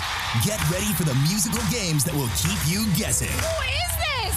First, The Masked Singer returns with epic new celebrities and costumes. That's 2 people? Wow. Then, can you tell if someone can sing without hearing their voice? I do believe that you can sing. I don't even think he has vocal cords. Ken Jeong hosts the premiere of TV's new mystery music show, I Can See Your Voice. Right after The Masked Singer season premiere. Let the guessing begin, Fox Tonight. Have you been back to Burlington lately? Your store is now restocked, so hurry in for more unbelievable deals on amazing brands and styles at up to 60% off other retailers' prices every day. Stop back in to see the fabulous values you've come to love, with more arriving all the time. Whether it's back to school, work, or just back, head back into your Burlington today and start getting more value for less again. Burlington, love the deals. All 75 months at 2.99 APR, G4, LH, FO 7472, Outlander, LU 02 9957, Eclipse, LZO 15617. Includes all rebates and incentives, PF 59875, excludes tax title and license, offer valid through end of the month with approved credit, dealer stock only. See dealer for complete details. Gossett's Mitsubishi Madness is in full swing at Gossett Mitsubishi on the Pike, and you'll find deals to get this party started. 2020 Mitsubishi Mirage G4 gets 41 MPG Highway. We Gossett at $139 a month or buy for $12,435. 2020 Mitsubishi Outlander Sport, built to handle any adventure at $229 a month or buy for $18,573. And take the 2020 Mitsubishi Eclipse Cross for a spin at $19,107 or $229 a month. Get confidence today, tomorrow, and long into the future with a 10-year, 100,000-mile powertrain warranty. Mirage G4, $139 a month. Outlander Sport, $229 a month. And Eclipse Cross, $229 a month. So get to Gossett Mitsubishi today, 1870 Covington Pike, or shop online at memphismitsubishi.com. If you want it, we got it at Gossett Motor Cars. Who hasn't felt protective lately of our families, our communities, our resources? In times like these, we all fight to make sure our people are safe. But at the American Cancer Society, our people, our community, our family is made up of millions of cancer patients and their families. So keeping them safe takes everyone's help. During COVID-19, help us keep vital resources available to cancer patients. Please donate to the American Cancer Society at cancer.org. Now, more of Sports Time on Sports 56 with Wolo and Stats. This hour of Sports Time is brought to you by Homer Skelton Hyundai. Here once again are Dave Woloshin and Brad Norsworthy.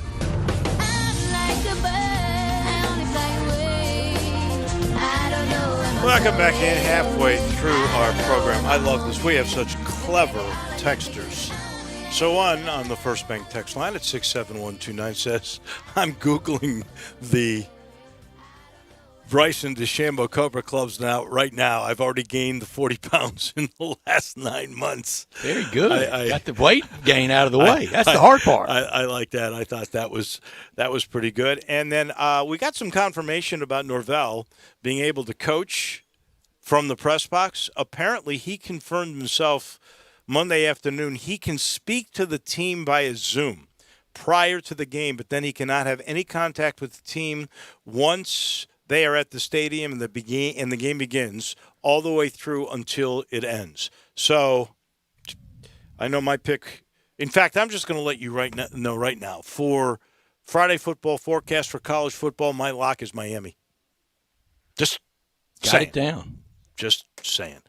In the meantime, Jason Cole joins us now. He is an author who's covered pro football for 37 years. He's a good friend of our friend, TJ Reeves, by the way. He's written a book that a lot of people are talking about. It is about John Elway. It's about Dan Reeves. It's about Tim Tebow. Jason, first question, I guess I always think about this like if somebody were writing a book about me. So, will John Elway read your book? Will he like your book? He has received a copy of my book. I'm presuming he read it. He should like it. There are probably a couple of things in here that he might wince at, but he knows that they're there. Like there's nothing in this that would surprise him. And I think that people get angry when they get surprised. So I think he'll like it if I was to choose anything. Okay. Yeah, any of those options. All right, let's. He's got some great stories about his mom and his dad, or wonderful stories about that. But there's obviously him and Reeves having it out, where he told Reeves, "I hate you more than anybody on the planet." I mean, that's not the most pretty clear cut. Yeah, and it doesn't make John look great, but oh well, so it's true. We had a texter earlier that wanted to know, a longtime Broncos fan, did Elway give the Broncos and the ownership the ultimate ultimatum? Dan Reeves go or I go? No, because he could have done that 2 years before that. It got really uncomfortable when Reeves, depending on who you believe, either tried to trade Elway to Washington or merely listened to an offer from the Redskins. Reeves said he listened to an offer. Elway's under the belief, based on his conversation with Pat Bowlen way back when, which I couldn't verify, because Bowlen, by the time I started researching this book, Bowlen had already was pretty advanced in his dementia, his dementia, Alzheimer's. So it would not have been a fair interview, right? So I was never able to sort of break that tie. But I can just tell you that Elway believes that Reeves started training him for Washington. Reeves said, no, I was merely listening to an offer, and I had to tell the owner what the offer was. But that was a brutal moment because it blindsided Elway. Again, he didn't know about it until, of all people in the world, Ernest Biner told him about it when they were in Lake Tahoe playing blackjack together during a summer golf tournament, right? And so he hears this from Biner. He's blindsided by it. He goes to the owner. The owner basically confirms, oh, yeah, there was a trade on the table. And Elway is ticked. And that was when he decided, look, I'm going to start a bunch of businesses like car dealerships and make a bunch of money, because I'm not going to leave my fate in the hands of Dan Reeves, because I don't trust him anymore. So he could have said at that point, it's either him or me. It was obviously uncomfortable, and he could have said it was a him or me, but Bowlen basically said, look, I'll let him coach for another year. Elway said, well, what's going to happen after another year? What if we end up going to an AFC championship game and not the Super Bowl? And Bowlen said, well, look, unless he gets to the Super Bowl and wins the championship, he's gone. They end up going to the AFC championship game, and Bowlen kept him. So, this is how the world ends up. So no, it was not a him or me thing, but it was definitely very tense in those last couple of years. Did they make up in the end? No. Well, I mean, not at the end of their time together in Denver. Right. That was bitter. Now, like today, I think they're fine. Okay. I mean, I think there's a grudging respect for each other. Elway obviously threw an olive branch to Reeves when he went into the Hall of Fame, and he said that Reeves deserved to go into the Hall of Fame. Reeves, in fact, sat next to Elway's mom during the ceremony. So, I mean, I think there's a respect there, but it's grudging. You know, there's always an edge there. I think there's an appreciation for Reeves' competitiveness, the fire that he had, and Reeves obviously thinks Elway's one of the great quarterbacks of all time, but their time together was tense because they lost 3 Super Bowls, and those were progressively ugly games that put a lot of pressure on both men. Jason, I know how it ended on the field for John Elway and Peyton Manning. It ended at Super Bowl 50 in Santa Clara with Peyton Manning riding out a victorious quarterback. But before that, he was reportedly almost was dealt by John Elway. He didn't like that. How is it with John Elway and Peyton Manning on a one-to-one personality basis? Well, I would say that he wasn't going to trade him, but it was either take a pay cut or we're going to let you go.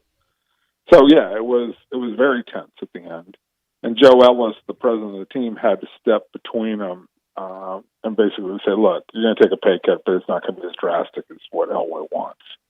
So Manning took the pay cut. Obviously, Manning wasn't real happy, but the end result is that they did win a Super Bowl, and Manning made all his money back because they got to an AFC Championship game, which was another $2 million, and then he got another $2 million for getting the Super Bowl and winning it. So they ended up okay. Obviously, Manning's legacy is helped in a huge way by walking away as a champion. But again, I think it's a grudging respect. When you get to those levels, when you're talking about the intensity of people at that high level trying to chase a championship, and you've got to go through coaching changes and injuries and backups playing and pay cuts and tension, like these are not easy conversations. But if it was easy, then there'd be no story. Like it's like the Tom Hanks line. There's no crying. If it was easy, it wouldn't. If the hard is what makes it good, is the line that Hanks uses as a character in that movie. This is what it is about. It's the tension that pushes people to extremes to get to that higher level. So again, I think there's a respect now. There was a tension and anger at each other then. There's also a saying that is, there's no conflict, there's no drama, unless you have conflict. And it seems that's Shakespeare from Romeo and Juliet, isn't it, or something like that? It could be. But my point is this: we had tension with Reeves, we have tension with Peyton Manning. We have tension with John Fox. We got a breakup with Tim Tebow. It seems like there's a lot of conflict and drama with John Elway. Is that a fair assessment? Oh, absolutely. It's a fair assessment. You're talking about a hard-driven individual. And look at that. Yeah, every single marriage of a great quarterback and a great coach in this league, they almost never end well. Right? Never. Yeah. Look at Brady and Belichick. That's right. I covered Marino and Jimmy Johnson. That was ugly. I covered the end of Shula and Marino. That wasn't fun. Joe Montana and Bill Walsh hated each other at the end because Walsh tried to trade him like 3 different times, okay, because he wanted Steve Young to be the player instead. I mean, Walsh almost traded Montana after the first Super Bowl victory because he wanted to get John Elway in the 1983 draft. Okay, but he wasn't going to be able to pull that one off, but he thought about it. So, Johnny Unitas and Don Shula, those guys hated each other. Right? So, driven, high-achieving human beings in position of control, and one being in control on the field and the other being in control on the sideline, it's never good. I'll tell you this story. I sat in Otto Graham's living room one time, I don't know, 25 years ago. It was 1995. Asking him about his relationship with Paul Brown. And Paul Brown once pulled him out of a game because he ran too early, didn't stay in the pocket. So he puts in Graham's backup. Graham's sitting on the bench, angry that he got pulled out. Paul Brown, the backup throws a pass, stays in the pocket. Paul Brown comes walking over to the bench to talk to the entire offense over there. That's how you play quarterback, is stay in the pocket. Right in front of Otto Graham, who's won championships for him, multiple championships for him. And Otto Graham said, if I had had a gun, I would have shot him. And that is what it's like. So, yeah, when you say there was tension between Elway and all these people, yeah, absolutely. That's the history of the league. Jason, we talk about the push and pull, and with Deion Sanders just taking a college job of the superstar to become the great coach. All right, he always hadn't been coaching the Broncos, but he did lead them to a championship. He won 2 as a player. He's gotten 1 as running the team, and he is in charge of it all. I had a friend of mine that went to Stanford with him in the early 80s and said that he was the king on campus. Well, he was in high school, from his high school legendary exploits in baseball and in football. And I don't know if he played basketball, but if he did, I bet he was great. He was the king at Stanford. He owns Denver. Is there anything he can do to chip away at that godlike status running the team as opposed to when he quarterbacked the team? Well, I mean, look, they're playing critics there. I mean, there are plenty of people who are like, how can you not pick a quarterback? You know, you're one of the greatest quarterbacks of all time. Don't you know how to do this? And so there's a lot of pressure on him to pick out a great quarterback. And he hasn't done it so far. Now, Drew Lock looks like he's maybe got a chance, but now he's hurt, so they're going to wait some more time to figure out if he's the guy or not, right? And ultimately, the pressures are going to be on him to see if he can produce another title. I would just say this. He has, as you say, guided the team as an executive to a title, 1-2 as a player. He's got a legacy that's going to be really hard to beat. And I think that most people with common sense would say, he's our guy. And if he, sort of goes up in flames here at the end because he wasn't able to pick a quarterback, people will forgive him for that. And they'll appreciate him for everything else that he did and that he tried, okay? It's sort of like Bart Starr. Bart Starr came back as a coach, right, in Green Bay, and he's horrible. And they used to, like, when they would lose games, they would run over his mailbox in front of his house in Green Bay, okay? Like silly things like that because they got so angry at him. But at the end of the day, Bart Starr is loved in Green Bay and was forever because people forgave him for his faults and remembered the glory because that's the imprint from a great player's career. That's the imprint from Elway's career at this point. And, he blew the Paxton Lynch pick. Locke looks pretty good. He did get Peyton Manning there. That was pretty good. And then he had a lot of pub for getting Tim Tebow there. But I understand. He didn't draft Tebow. Josh McDaniels drafted Tebow. No. Say that again? He got rid of Tebow. He got rid of Tebow. Right. But Tebow was there. And what won exactly a playoff game. What exactly happened between he and Tebow? Because according to our afternoon guy, this is one of your juicier stories in this book. Well, what I would say is that Tebow did some things to rankle some people's feathers in Denver that went beyond. The bottom line evaluation is they didn't think that he could play. All right, and I don't think they're wrong. Even though he went to the playoffs and he won a playoff game. I mean, we could have a long-running argument about that. But he also did some things before that made him appear selfish. And one of the things that was told to me by a member of the staff is he's the most self-centered, humble guy you'll ever meet. And I think Tim was all about Tim's platform, which is a good platform, right? Like his heart is in the right place in trying to help people and convey his message. All right, whether you agree with his message or not, it's a wholesome one. It's an earnest one. But he believes, I think, in his message more than he believes in the team sometimes. And the belief by some people in the Broncos organization is that, look, when you're a backup, you shouldn't try and draw that much attention. You should be deferential to the starter.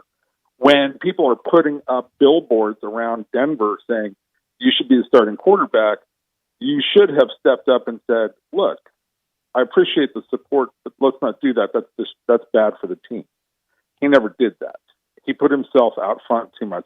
And the one thing that, rankled a lot of people was that, at one point he asked for $50,000 to do a charity event that was sponsored by Janet Elway, John Elway's ex-wife, okay? And it was for the YMCA in Denver, okay? And look, Tebow makes a lot of money on appearances. Mega churches pay him money to appear because they make money off of him, right? Well, John Elway had always done those things for free. Janet Elway was taken aback when he asked for $50,000. It did not go over particularly well. So that caused some other problems in town for Tim. But ultimately, those are secondary to the real issue was they didn't think that his style of play could last. They didn't think it was good enough for a franchise quarterback. And even though he went 7-3 as a starter and made it to the playoffs and won one game against a good Pittsburgh defense, they felt like the league was going to catch up to him. And ultimately, 3 other teams agreed with that assessment. You know, he tried to play for the Jets, he tried to play for the Patriots, tried to play for the Eagles. Everybody came to the same conclusion about him. He's Jason Cole. He's written the book about John Elway and a lot of other good stuff in there. I've only got about 30 seconds. I don't know. I don't know you at all, but you're talking about Otto Graham. So maybe you have a Gale Sayers story that you could impart unto us on this day that he passed? I actually don't have it. I mean, I'm a Hall of Fame voter. And Gale Sayers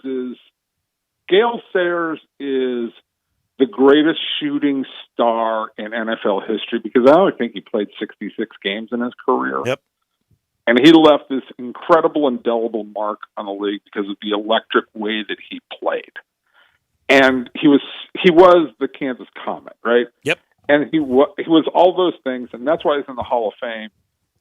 And that's why he allows guys who have that kind of greatness at a position to have a chance to make it into the Hall of Fame. He's the reason why Terrell Davis got a chance to get into the Hall of Fame, even with a very short career, and probably why Tony Baselli may get into the Hall of Fame someday, even with a short career. Jason Cole, thank you so much. You can get the book anywhere, right? Amazon, wherever you... Amazon, BarnesandNoble.com, probably at your bookstore, somewhere nearby.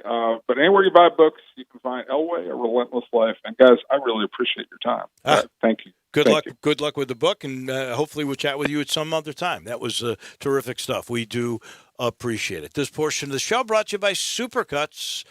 You know, this family-owned business, right? They came here 30 years ago. They've built 15 of them now, the Czech family. So nothing really is more important to them than the health of their team, their employees, and, of course, their customers, you. And all 15 of the Memphis Supercuts are absolutely reopened. They've been reopened for a while, and they have reopened with this thing they call the Safe Salon Commitment in place. That commitment was developed in partnership with the top infectious disease doctors to maximize safety and sanitization in every one of the Supercut salons around the country, but right here in Memphis as well. You're ready for a haircut? They're ready. Learn more about that Safe Salon Commitment and prepare for your next visit by going to supercuts.com. We will pause here. I don't know if we gave this. The South Florida at Florida Atlantic game now has been postponed. That is the third game today, and of course the Notre Dame game was postponed yesterday. So 4 games. I guess that gets to about 23% of the games. And now the numbers are going to come up, so it'll all change in a little bit. We're going to give you some numbers ourselves. We're going to give you wins and losses for a team that most people think will win the East, or them in Florida. It's split down the middle. What do we think? You'll find out in a minute. R&R on Sports, Saturday mornings, 10 a.m., Sports 56, 87.7, and 96.1. Don't miss us. One thing I really admire about Central Barbecue is their commitment to quality. Then why do they let you do their commercials? I'm talking about their food. Everything is prepared with devotion to taking the time and effort to create perfect barbecue. Oh, I know. That's exactly why I was wondering why... They're not kidding with that slow-smoked Memphis-style slogan. They smoke their pork for 14 hours. Do they have to? They do if they want to be the best barbecue in Memphis, and they are. And yet they let you just throw together... There's nothing better than Central Barbecue because they care. Except apparently about their radio ads. Brian Elder's Roofing Solutions. Chris Chris Price here for Brian Elder Roofing. The storms we've had over the past several months have been devastating to our communities. The rainy season is ahead. You may have not even noticed the dripping in your attic, water stains throughout your home, or even worse, mold and mildew. Please call Brian Elder Roofing and we will send out our project managers to assess any damage. We will not try to sell you a roof if all you need is a repair. We will measure your roof from outer space. 0% for 60 months, even no payments till 2022 are available with approved credit. If you've noticed missing shingles, water stains, leaks in your roof, call us before you call your insurance company at 867-0303. That's 867-0303, and we will provide a free, thorough inspection of your roof's condition. Call 867-0303. Brian Elder's Roofing Solutions. Family Leisure's done it again. We're talking about the world's biggest spa sale. Up to 30% off on spas and swim spas. Choose from hundreds of different spas from multiple manufacturers. There is special financing available, and if you are in the market, special pricing now as summer starts to dwindle on chemicals and accessories. Always professional delivery available. The spas are going crazy at Family Leisure, I-40 and Whidden Road. Welcome to Triumph Auto Sales, where you'll have a great car buying experience. Triumph Auto Sales is your #1 source of quality pre-owned vehicles ranging from lease returns to new car trades, all at huge savings. Plus, Triumph has a full array of financing options to meet your needs. Find your next car online at triumphautosales.com or stop in today at 4875 Elmore Road. Triumph Auto Sales will help you get the vehicle you want at the price you need and the service you deserve. For a great car and a great experience from a local and family-owned business, visit Triumph Auto Sales. Now, more of Sports Time on Sports 56 with Wolo and Stats. This hour of Sports Time is brought to you by Homer Skelton Hyundai. Here once again are Dave Ocean and Brett Norsworthy. My world was strapped against my back. I held my hands, never knew how to act. Welcome back in. Cruising through our second hour. A reminder coming up at 5 o'clock. First time we'll get to talk this year with Barrett Jones, former Alabama All-American, great player at ECS, now working for ESPN. We'll chat with him every week on college football and in particular the SEC. I'm sure he's listening to see what we will say. Don't cut Barrett out of his 4 years in the NFL either. I didn't mean to. Vested in the retirement plan. He's got a pension coming, so I never cut that out from anybody. That's good news. That is for sure. All right, so we are winding our way through all these teams. We did Arkansas a little bit earlier. It's easy for me to say. I had them with one win, and Drew had them with one win, and you had them with 0 wins. So that's the opposite end of the spectrum that I am expecting that we will get from Georgia. Most people think either Florida or Georgia will win the East. I had Florida 8-2. I think Drew had the same number. What did you have? You were 9-1 with the Gators' only loss to these Bulldogs. And Sam Pittman very much wants to build his program at Arkansas very much out of the Kirby Smart building of the Georgia program. Institutionally, it was in better shape when Kirby found it than what Sam Pittman is finding at Arkansas. But he was his very successful offensive line coach there the last couple of years. I have Georgia 9-1. And since Kirby Smart's first year at Georgia, I have not had them preseason with any more than one loss in the preseason. But it's time for him to cash in. He's not in any threat of a job security. But his first few years at Georgia are almost laid over copy and paste Xerox copy of Mark Richt's. Yep. That's what they wanted different out of Kirby. They wanted him to exceed Mark Richt, and so far he has really just equaled it. I've got him 9-1 with the only loss being October 17th at Alabama, but I do have them winning the SEC East by virtue of winning the cocktail party on November 7th in Jacksonville against Florida. Well, let's copy and paste because that's exactly what I've got. Do we have our second copy and paste lock? Yes, we do. We have our second group lock on a team. 9-1 loss at Alabama. What was All right, what where was else the can other, Georgia lose? What was the other group lock? I'm trying to remember. It was yesterday. Yesterday, Mississippi State. Mississippi State. Georgia can lose to Florida, can't they? I mean, that would shock anyone if that happened, right? Yeah. Georgia, they could lose clearly on the road. That's on a neutral. So yeah, absolutely they could. Of course, isn't could everything they lose neutral? at Lexington? Could they lose Yes. at Lexington? Yes, they could. I don't think they will, but they could. They lost last year between the hedges with a crowd to South Carolina. Without a crowd, could they lose between the hedges to Tennessee? They could. I guess they could. If you lose to South Carolina, you can lose to Tennessee. Yeah, they could lose to Auburn at home too. I mean, they could lose. I don't think they will. But yeah. So these 1-9s, 9-1s by us pontificating, you got to play.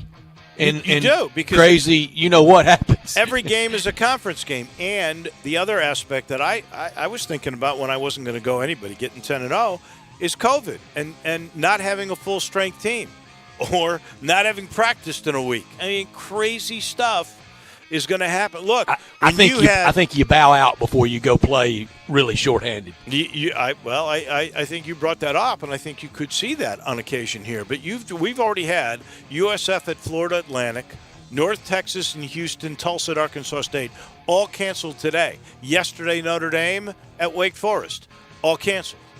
So this stuff's Arkansas State was not going to lose to Central Arkansas. No, they were not. But they sure weren't going to let it happen shorthanded. Right, I agree with you. Well, they weren't going to take a chance. They'd play him full strength. They weren't going to play him not full strength. And you heard her earlier. I don't know if Brett Baker lives there, but he thought, some of that could have been even economic, where they didn't want to have to pay to lose the game. In a year, you can't have people at the ballpark. That's 2 hours in the books. When we come back, it'll be fun. Talk with Barrett Jones. He comes your way next.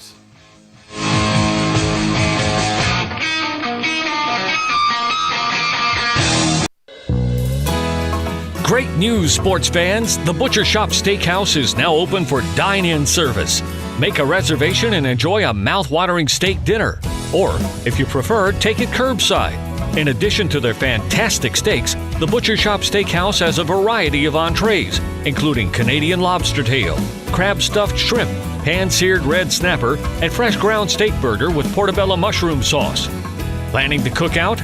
The Butcher Shop Steakhouse offers a great selection of fresh Angus beef, hand-cut steaks and burgers, lamb chops, Atlantic salmon, and more. Make your reservation for dine-in or pre-order for curbside pickup. The Butcher Shop Steakhouse. Dine-in, curbside, and delivery. Plus, enjoy the sizzle of top-quality Butcher Shop steaks on your own grill. Call us at 757-4244 and visit our website, thebutchershop.com, for menus and more. The Butcher Shop Steakhouse, Walnut Grove and Germantown Parkway. It's time to catch the falling prices at Gossett Kia South Mount Moriah during our Fallback Kia sales event. You'll find best mass market brand and initial quality 5 years running for Kia with J.D. Powers, and we got it all at Gossett Kia Mount Moriah. Get 2020 Forte $131 a month, 36-month lease. How about a 2020 Soul $148 a month, 36-month lease? And check out the all-new 2021 Kia K5, now just $189 a month, 36-month lease. And they're all just $3149 due at signing. And in these uncertain times, Gossett says rest assured with Kia's 10-year 100,000-mile powertrain limited warranty. So whether you live in Horn Lake, South Haven, Olive Branch, or Memphis, you'll be happy at Gossett Kia, 2680 Mount Moriah, or KiaMountMoriah.com. If you want it, we got it at Gossett Motor Cars. All 36-month leases, $3149 due at signing, 0 security deposit, excludes acquisition fee, 10,000 miles per year, 20 cents excess mileage, $650 acquisition fee, Forte LE 2249.63, Soul L7120906, warranty is a limited powertrain warranty, see Kia.com or retailer for details, includes all rebates and incentives, PF 598.75, excludes tax title and license, see dealer for complete details, not all customers will qualify. I want to invite you to come by the Spirit Shop. You know, that little log cabin on Poplar, your liquor and wine oasis. The Spirit Shop has been providing sports fans their beverage needs since way back in 1969. So come in now and get ready for the big game. Whether your favorite team wins or loses, the Spirit Shop will help you celebrate or ease that pain away. The Spirit Shop is open every day, and they're located perfectly at 4848 Poplar. That's the corner of Poplar and St. Nick. We are Sports 56, WHBQ Memphis, WIVG-FM Tunica Memphis, and WPG-FLP Memphis. Flynn Broadcasting Stations. Welcome back to Sports Time on Sports 56 with Wallo and Stats. This hour of Sports Time is brought to you by DeSoto Auto Sales. Here once again are Dave Woloshin and Brett Norsworthy. We have picked 10 out of the 14 SEC teams. We lack Ole Miss, LSU, Auburn, and Alabama. We'll pick 2 tomorrow and 2 on Friday, and we'll talk about who Barrett Jones likes in the SEC this year after I tell you about the title sponsor of this hour, and that's DeSoto Auto Sales at 5704 Goodman Road, 662-890-7184. Come on down to DeSoto County for that town and country experience at DeSoto Auto Sales. Go online and check them out at DeSotoAutoSales.com. Every make, every model, if it's not on the lot, they'll go find it for you. No shortcuts taken. You walk in, you're treated like family by kind, courteous employees, laid-back, down-home environment, no high-pressure sales tactics whatsoever. But they do care about your time. They want you to have the ultimate car experience because they know we're living in a world today that time really matters. You walk in within 45 minutes, test drive your car, get credit approved, paperwork completed, and you're gone in time to do it over your busy lunch hour or like right now, right after work at DeSoto Auto Sales at 5704 Goodman Road. 662-890-7184. Come on down to DeSoto County for that town and country experience at DeSoto Auto Sales. Barrett Jones has been a busy man. He's done just about everything. All-American at Alabama. We mentioned 4 years in the NFL, or Brett mentioned that. And now he is doing games for ESPN, a lot of the really, really great national games, including the SEC games. And Barrett is getting set to become very, very busy. Barrett, I hope you're holding up well. How are you? What's up, guys? How we doing? We're doing great. Looking forward to this weekend. That is for sure. Give us a little peek into your schedule. What kind of games have you already got lined up? Well, first of all, I'll give you a real special sneak peek in that I am currently scrambling to get totally set up at my house. So I will, as of now, be doing a remote game, which I don't even have a full understanding of what that will look like from my house. And so I guess I'll be, Zooming with my partner, and we'll be kind of looking each other in the eye for cues as we're going back and forth. And we're supposed to have direct truck feeds that are, piped in directly to our house. And, it's going to be an adventure, and we're just going to have to see how it plays out. So I'm actually, the positives are I'm pretty sure I'm going to call. I'm calling Ole Miss, Florida this weekend. So that's my first game. Which all this is extremely fluid, by the way. It could change at any moment. Sure. Like most things during this environment. And then I think I might be calling Steelers Texans on Sunday. So that's the advantage of doing it remotely, is that you can kind of get those back to back. So then I have TCU Texas next week, and I think Alabama Ole Miss in week 3. So you know what? It's going to be an adventure. Again, all these games could change. If there's postponements, obviously the Big Ten will be back in the mix at some point. Currently have no Big Ten games in the schedule. It's going to be an adventure, and as of now, I'm going to be doing it from my house. But you know what? We're going to have a great attitude. We're going to figure out how to do a quality broadcast, and I'm just glad we have some games to call. So it'll be fun. Barrett, of course you have a great attitude. It's one of the hallmarks of you and your brothers and your upbringing by your wonderful parents. And maybe I can bring my setup to your house, and because I'm for Ole Miss road games, I'm going to have the same thing. I'll bring my setup to your house. I'll be there, and I'll help babysit Anderson if you'll let me. Wow, what a deal right there, Brett. That's nice. I appreciate that. And I might even need a spotter or something, so you could double duty for me. I appreciate that. I'll do it, man. Especially Ole Miss. You know way more about Ole Miss than I do, so that'd be awesome. It's been a 3-ring circus year. Barrett, can you imagine being a player? Can you imagine being in the building, being in Bryant Hall, being in the middle of this, and you having to accept it like this? No, I really can't. It's really a bizarre situation. I've just talking to some guys. Like, I know they just want to get out there and play football. That to them, that's normal life. And they're just ready to get out there and just play some football and get back to real life, hit somebody. I don't care if it's COVID or not COVID. There's one universal truth coming out of camp, is that you are so tired of hitting your own teammates when you get done with practice and camp and ready for the first game. You've gotten in little fights, you're chippy, because you're just so tired of blocking the same guys every single day. it's a great feeling to get out, block somebody else, see a different scheme, play against somebody that doesn't know, your whole playbook that you see in practice every day, doesn't know all your calls. It's going to be a great feeling. So, you know what? I just can't wait to see the joy. And I know we've already had some football, but we got some real SEC football starting this Saturday, and it's going to be glorious. I was surprised at how good the quality of NFL football has been, with no exhibition games and erratic camps and pauses because of COVID cases or contact tracing. Same thing could be said for like LSU. Ed Orgeron said most of his team has had COVID. And so they had stoppage of practice. How good do you think the quality of football will be this first week?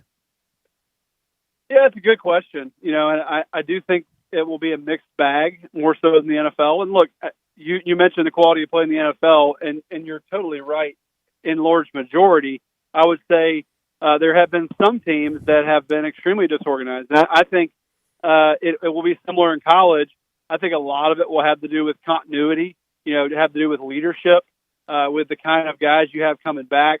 Do you have the same quarterback? Do you have the same coordinator? Were they allowed? Obviously, do you have the same head coach? Ole Miss is a good example of that, where guys know the system. There's not going to be as many major mental errors and mistakes. So I think the teams that have that continuity have a major advantage this year, especially early on in the season, where the offense, what to expect, the calls, the guys around you, you have a quarterback or a middle linebacker coming back that can get everyone on the same page. I think those teams will have an advantage. So I think it'll be a mixed bag where we see some teams that don't look that different from normal years, and other teams will look extremely disorganized. Barrett, the impact coach Nick Saban has on this league, well, it speaks in the head coaches. He's running the show and has done it very well at Alabama. Then a protege of his at Georgia, and Kirby Smart, a protege of his, or an assistant coach of his, Lane Kiffin at Ole Miss. You have Will Muschamp at South Carolina. Once upon a time, Jimbo Fisher at Texas A&M was a young coach on the Nick Saban staff. Jeremy Pruitt at Tennessee. Which one of those guys do you think will most replicate and maybe emulate the levels of success that Coach Saban's had? Well, first of all, I really like how you changed that whole list. You changed Lane Kiffin from a protege to just an assistant coach. So, thank you, Barrett. I had to think fast, buddy. That was good. That was really smart. No, I think even though, yes, they did coach together, they might be two of the most opposite human beings I've ever been around. I'm not even saying that in a negative way, just very different personalities as far as the way they approach things. Obviously, they have some similarities, but very, very different. I would say the one that probably reminds me the most of them, and this is not going to be a surprise answer, is probably Kirby. I mean, obviously the defensive coordinator position is what Coach Saban is kind of best known for, and so I think that probably just personality-wise, just scheme-wise, like the way they approach things, Kirby's extremely similar. And I do think that he'll be successful for a long time in this league, partially because he's a good coach, and also partially because I think Georgia is one of the top 2 or 3 jobs in the country. When you talk about having just access to an incredible amount of players, you don't have another direct in-state school that's a huge competition. And you have a great donor base there that allows you to get, kind of whatever you need to be successful. So I think Georgia and Kirby will be around for a long time. Will anyone emulate the success of Coach Saban? Look, that's a tall order. We're talking about, in my opinion, the greatest college football coach of all time. And, maybe there's some arguments there with some other guys, but to do what he did in the modern era with somewhat equal footing with the amount of scholarships, it's very unheard of, and I don't think it'll ever be replicated. So I think Nick Saban is in a class of his own. I'm not sure any of those guys will ever get to that point. But I think also, I think Jeremy Pruitt's going to be successful. I think all those guys ultimately will be successful. Obviously, Jimbo's already won a national championship. But Coach Pruitt did an incredible job last year. It was talked about some, but maybe not enough, of the job he did of after losing to Georgia State and BYU, to bring it back around and do what he did was pretty amazing, the way they finished off that season. So I think he's a tremendous coach and is building something special. I ultimately think all of them will be successful in what they're doing. And But if you're going to make me pick one, I'm going to pick Kirby because of the similar profile and because of just the situation he's in down in Georgia. Well, Jeremy Pruitt, you're right, has raised the expectations this year. And when he got there was disarray, and then that was part of the early season problems. Are they ready to take a dramatic step forward this year, or should we realize this was probably more 2 or 3 years than immediately you're going to be a great team, especially when you got to play everybody is a conference team you're playing this year? Yeah, it's a good question. And look, I think the first thing I look at is, I don't think I rarely criticize players, but I don't think they're ever going to be great under Jarrett Garantano. I really don't. I think he, early in the season last year, was absolutely horrendous and was a big reason why they started out so slowly. He did come around a little bit, later in the year, and I think he's listed as a starter right now. Look, I don't think they really want to start him. I have no knowledge on this. I'm just guessing. I think they would love to start a younger guy that has potential, but clearly, they don't have. It was kind of the same situation last year where they put several guys in and no one really stepped up and won the job. And so I think they're still a good quarterback away from being a really, great team that can really threaten on the national scene. Maybe they'll get there with one of the young guys they brought in last year. But I think they could take a step forward, but I think their potential or their upside is still limited. Look, I think Jerry Garantano, he's a really interesting guy because he's very talented. At times he'll make plays that will just make your mouth drop, and you watch him in practice, like he looks really good. But he gets out in the game sometimes, and just kind of is sometimes can be a slow processor of information. And so, until I see him consistently prove it in the big moments, time after time, I'm not ready to say that they're going to take that next big step forward until they get a different guy under center. Who challenges Bama in the West? Yeah, it's a good question. I mean, I don't think we obviously know exactly what to expect from LSU this year. I mean, obviously, so much talent, that is gone from that team last year. But, have they become kind of just a team that just reloads, because there's so much talent? I really don't know the answer to that. Miles Brennan obviously is a big question mark. Auburn's a team that Bo Nix, will he be better this year? I thought he was a true freshman. So obviously he did some amazing things for a true freshman, but at times was a very inaccurate passer. I think there's a lot of upside there as far as the improvements he can make. What will they look like? Ultimately, I think that I don't necessarily see an obvious challenger for Alabama in the West, to be honest with you. I think A&M looked maybe like somebody that could possibly, with all the opt-outs they had, particularly at the wide receiver position. I'm really unsure about who will be doing that there. I think Alabama has a very clear path right now in the West, and probably some of their biggest challengers, in my opinion, are going to be coming out of the East this year. This could be the year where the East could be stronger than the West. Obviously we'll see how it plays out, but there are some really solid teams in the East this year. When you look, obviously at the top at Georgia and Florida, and Tennessee, and Kentucky, could they be a little bit better this season? A lot of people kind of have them as a trendy upside pick this year. So. South Carolina, you never know what you're going to get with them. They have some talented guys coming back. So, look, it's going to be awesome, and we're going to have conference games every single week.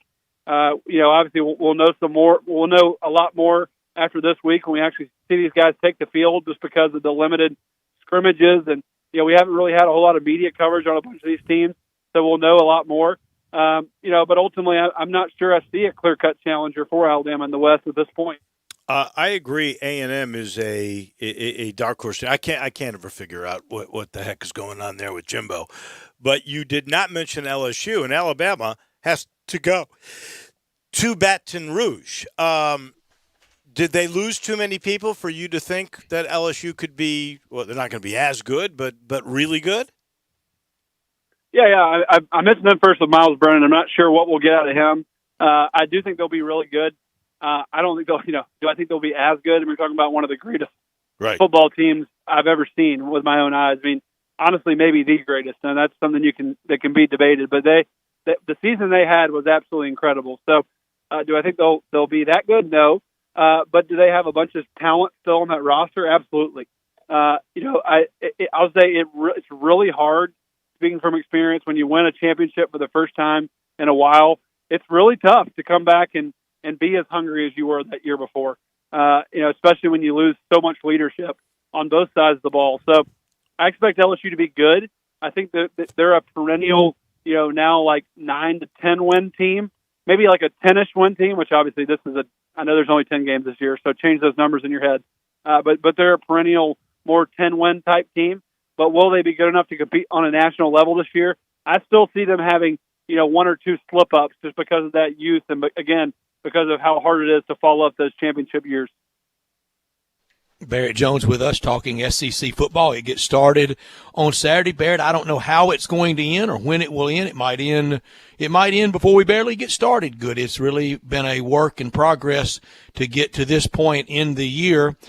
That with that kind of indecision, how do these coaches, how do they game plan? Because they're not in the world of not worrying about the future. I know they take it a game at a time. They say that, but they know the schedule and they know they have to play the whole thing. But how do they take it with such fragility that really for all of life now entails?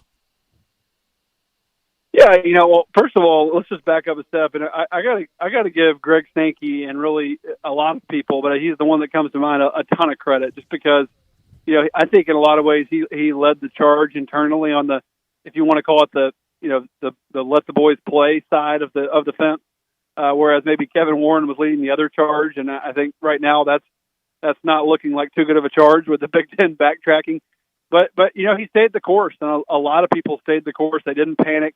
They took their time to make their decision. They set some dates when it was time to, and there were a lot of people that were pressuring them. Hey, make a decision. What's the deal? And you got to give them credit. They withstood the pressure. They set a date, and now it looks like at least we're going to get started. I'm an optimist. I think it's going to happen. I think we're going to find a way to do it. I think the guys have been responsible, like you mentioned. Mathematically, a lot of the guys have already had it, which there's a argument to be made that teams like where a lot of guys have already had it, do they even have an advantage? That's true. for much smarter people than me to debate. But I do think we're going to play it all. And yes, you're right. You have to be flexible as a player. I think it's the same as really any challenge as in football. You have to just focus on the variables you can control. You have to focus on what you're able to control and not worry about what you're not. And you're going to have postponements.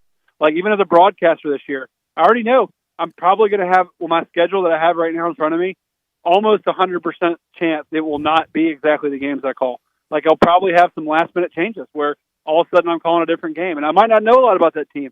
You know what? I just got to roll with the punches. It's got to be the same thing as a player. You got to control what you can control. Everyone is under similar circumstances. Now there are some teams that have gotten more practice than others, but none of that matters when you ultimately line up out there. That 120-yard field is the great equalizer. You can't cheat it. You can't fake it. All the work that's put in, it's time to find out, who trained on their own this offseason, who actually put the work in, who focused, who paid attention during all those Zoom meetings, or who wasn't paying attention, And so, again, the focused teams with good leadership, I think it's going to show up. I think it'll show up throughout the season of which teams are able to overcome that adversity. I'm still a believer. I've said it like 10 times this call. I think this year more than ever, leadership is so important. It's so important to have not only the coaches enforcing it, but players on the team that really are leading guys in the right direction. They're keeping guys out of situations where they're in parties or close knit groups where they can get COVID. It can spread through the team. They're applying positive peer pressure on the other guys in the team.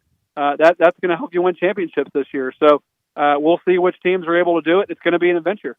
Since you mentioned you've got Florida and Ole Miss, have you had the ability to talk with Dan Mullen or Lane Kiffin through Zoom or phone calls at any point this week? And if so, what are they saying? No, I haven't yet. I'm working on that. It's a different day because figuring out if we're doing calls or Zooms or in person. I think the ESPN crew will be there in person actually. So, which I think there's only 4 ESPN crews that are actually traveling this year.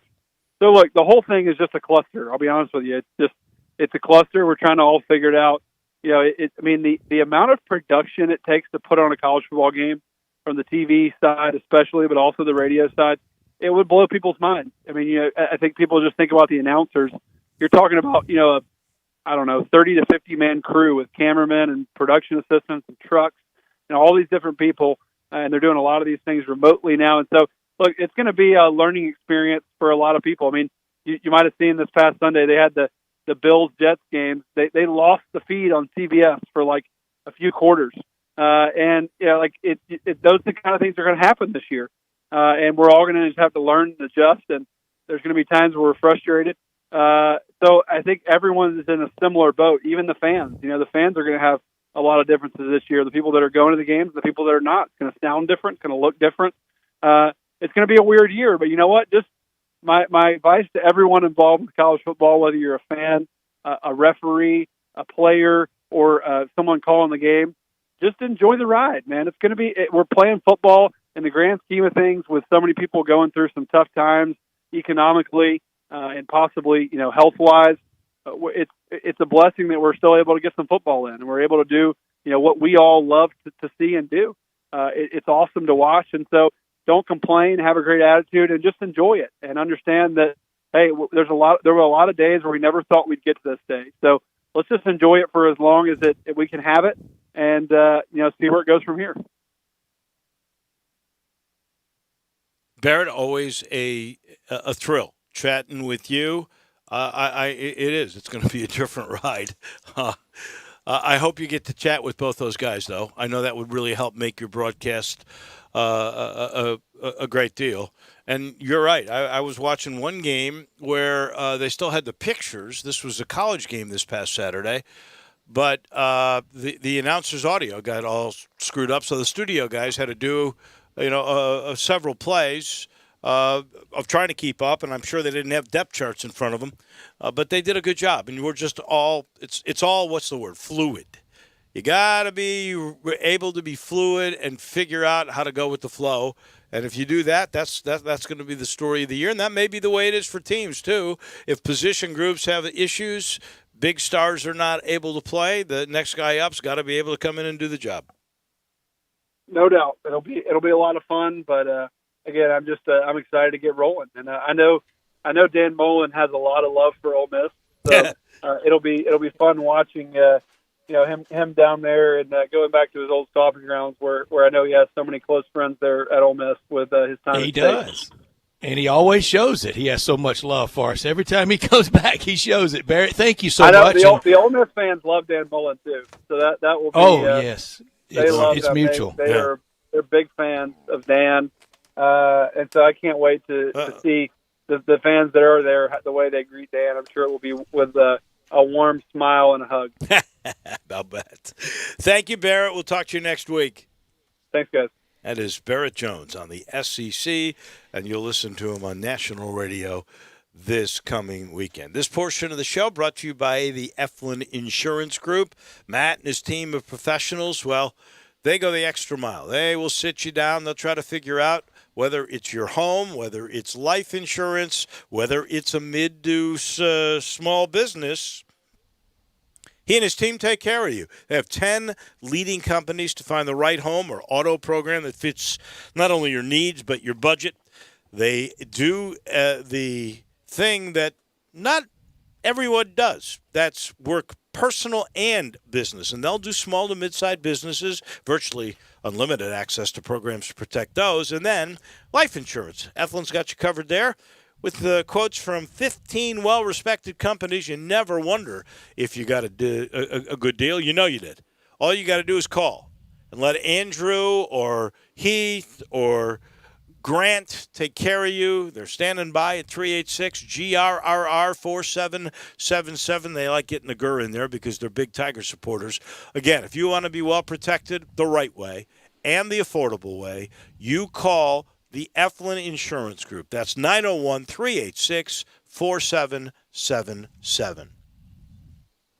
Everybody, this fall is going to be one of the best. You heard Barrett Jones very optimistic about it, and we are too, because I'm loving all the new All-Star Chevys at All-Star Chevrolet in Olive Branch. You will not find more new Silverados anywhere, and for a lot less. If it's a new Chevy you want, Olive Branch is where you need to be. Come drive one of the new Blazers or Tahoes. I'm driving a Tahoe right now, and you talk about a road trip.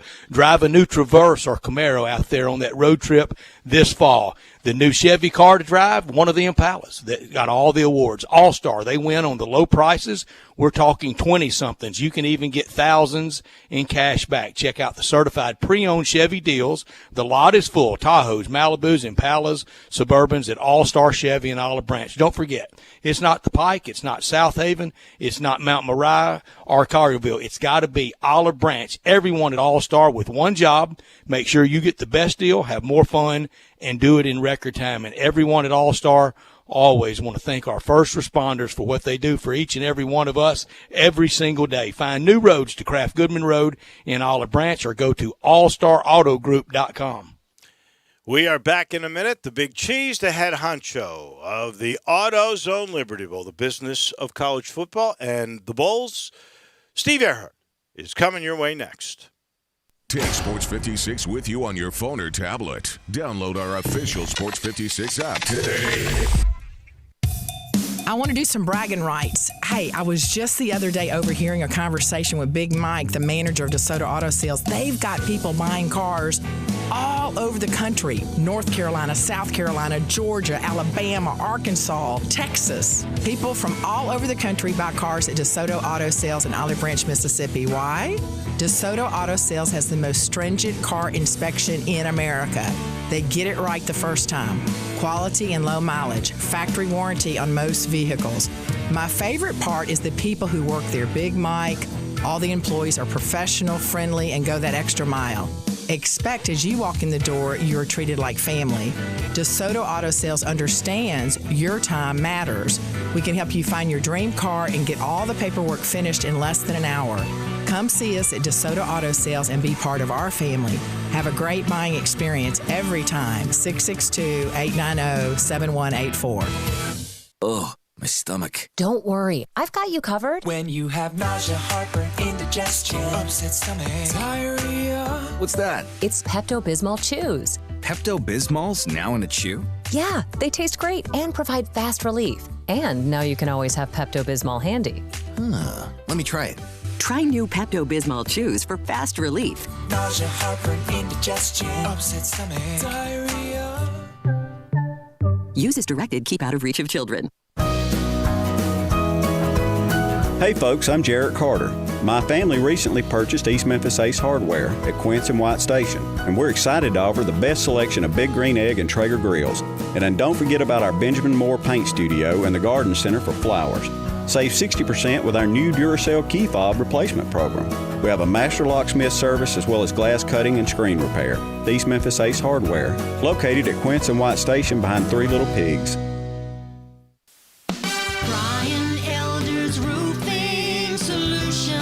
Chris Price here for Brian Elder Roofing. The storms we've had over the past several months have been devastating to our communities. The rainy season is ahead. You may have not even noticed the dripping in your attic, water stains throughout your home, or even worse, mold and mildew. Please call Brian Elder Roofing and we will send out our project managers to assess any damage. We will not try to sell you a roof if all you need is a repair. We will measure your roof from outer space. 0% for 60 months, even no payments till 2022 are available with approved credit. If you've noticed missing shingles, water stains, leaks in your roof, call us before you call your insurance company at 867-0303. That's 867-0303, and we will provide a free, thorough inspection of your roof's condition. Call 867-0303. Brian Elder's Roofing Solutions.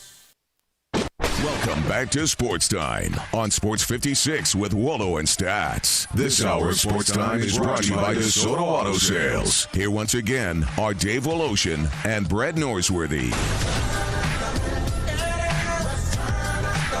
Welcome in. Nice to have you aboard. This portion of the show brought to you by Homer Skelton Hyundai. That's in Olive Branch. So is Genesis of Olive Branch. Same building right there at Highway 78 and Craft Road, the very first exit in Mississippi. And the 2021 models, they're there. They are on the lot. And every one of them, whether it's a Hyundai or a Genesis, you get a limited lifetime powertrain warranty on every one of those cars. And now, in addition to that, you're going to get a 3-year, 36,000-mile maintenance package on every new car. They take care of you. They set the standard By the way, if you're looking for pre-owned, Auto Trader named Hyundai best non-luxury certified pre-owned program in the country. And there's powertrain warranties up to 100,000 miles on some of those pre-owns. That's why they're so good at what they do. And if you love safety, as I mentioned, they're the best. So all you got to do is go check it out. You'll love what you see at Homer Skelton Hyundai or Genesis of Olive Branch. We always chat with our good friend Steve Earhart, Big Cheese, head honcho of the AutoZone Liberty Bowl. So we got good news and bad news. That seems to be the way this whole thing is working out. We've had 3 cancellations of games, and yesterday the Notre Dame game got canceled, so 4 for this week. But we've got everything else on tap. The beginning of the SEC. This year, I guess the message is take the good with some of the bad, and let's just keep marching on. That's right, Dave. I'm glad to be here with you. And I look at it, there's a lot more good news here this week. I think we're going to have these little bumps along the way, a game or two here and there. But to see that there's 12 games between the SEC conference games and the Big 12 conference games, they're all matched up, playing each other now for the first time ever. I mean, without having any non-conference games from now on.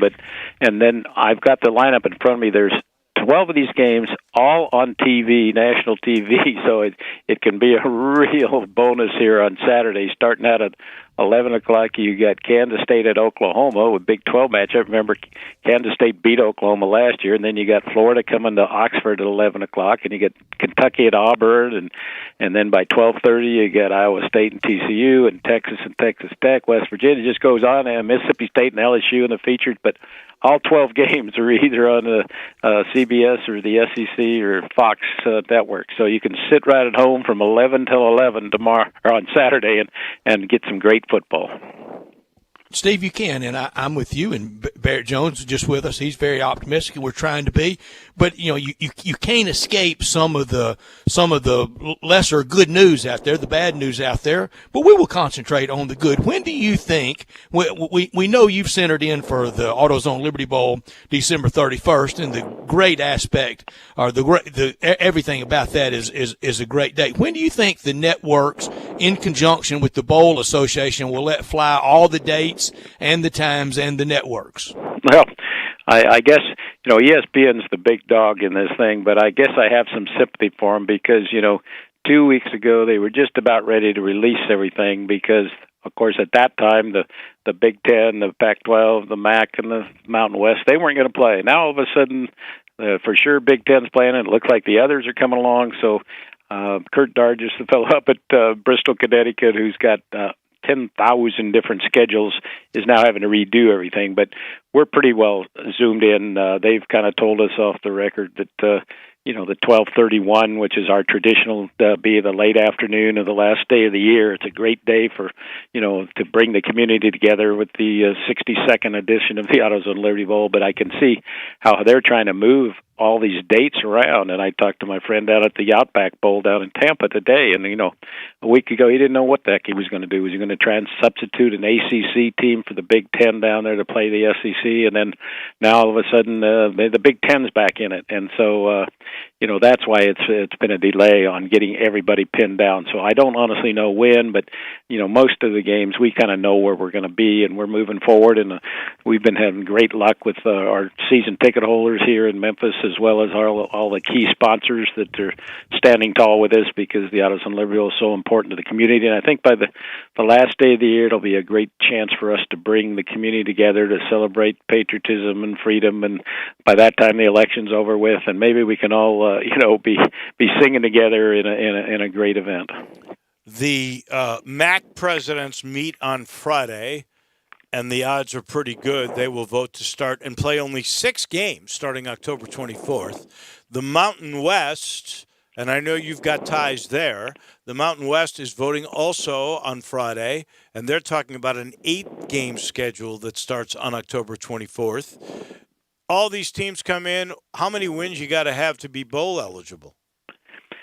Well, what we're understanding from the NCAA and from our league partners, in our case, we have contracts with the SEC, the Big 12, and the American Athletic.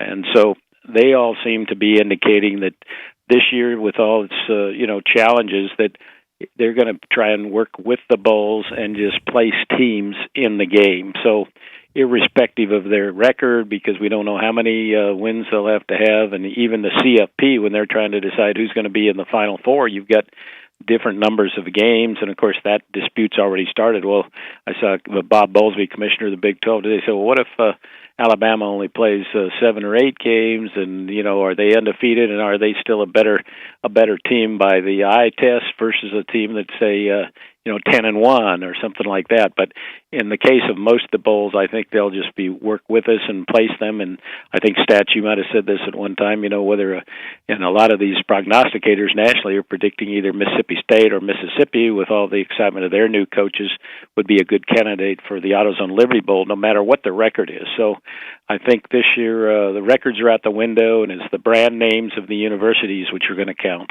Well, let me ask you this. You say that right now, and I know you would take Ole Miss in a heartbeat because of proximity, but what if Greg Sankey says, you know what, I need to do something for Vanderbilt? Let's say they win 1 or 2 games.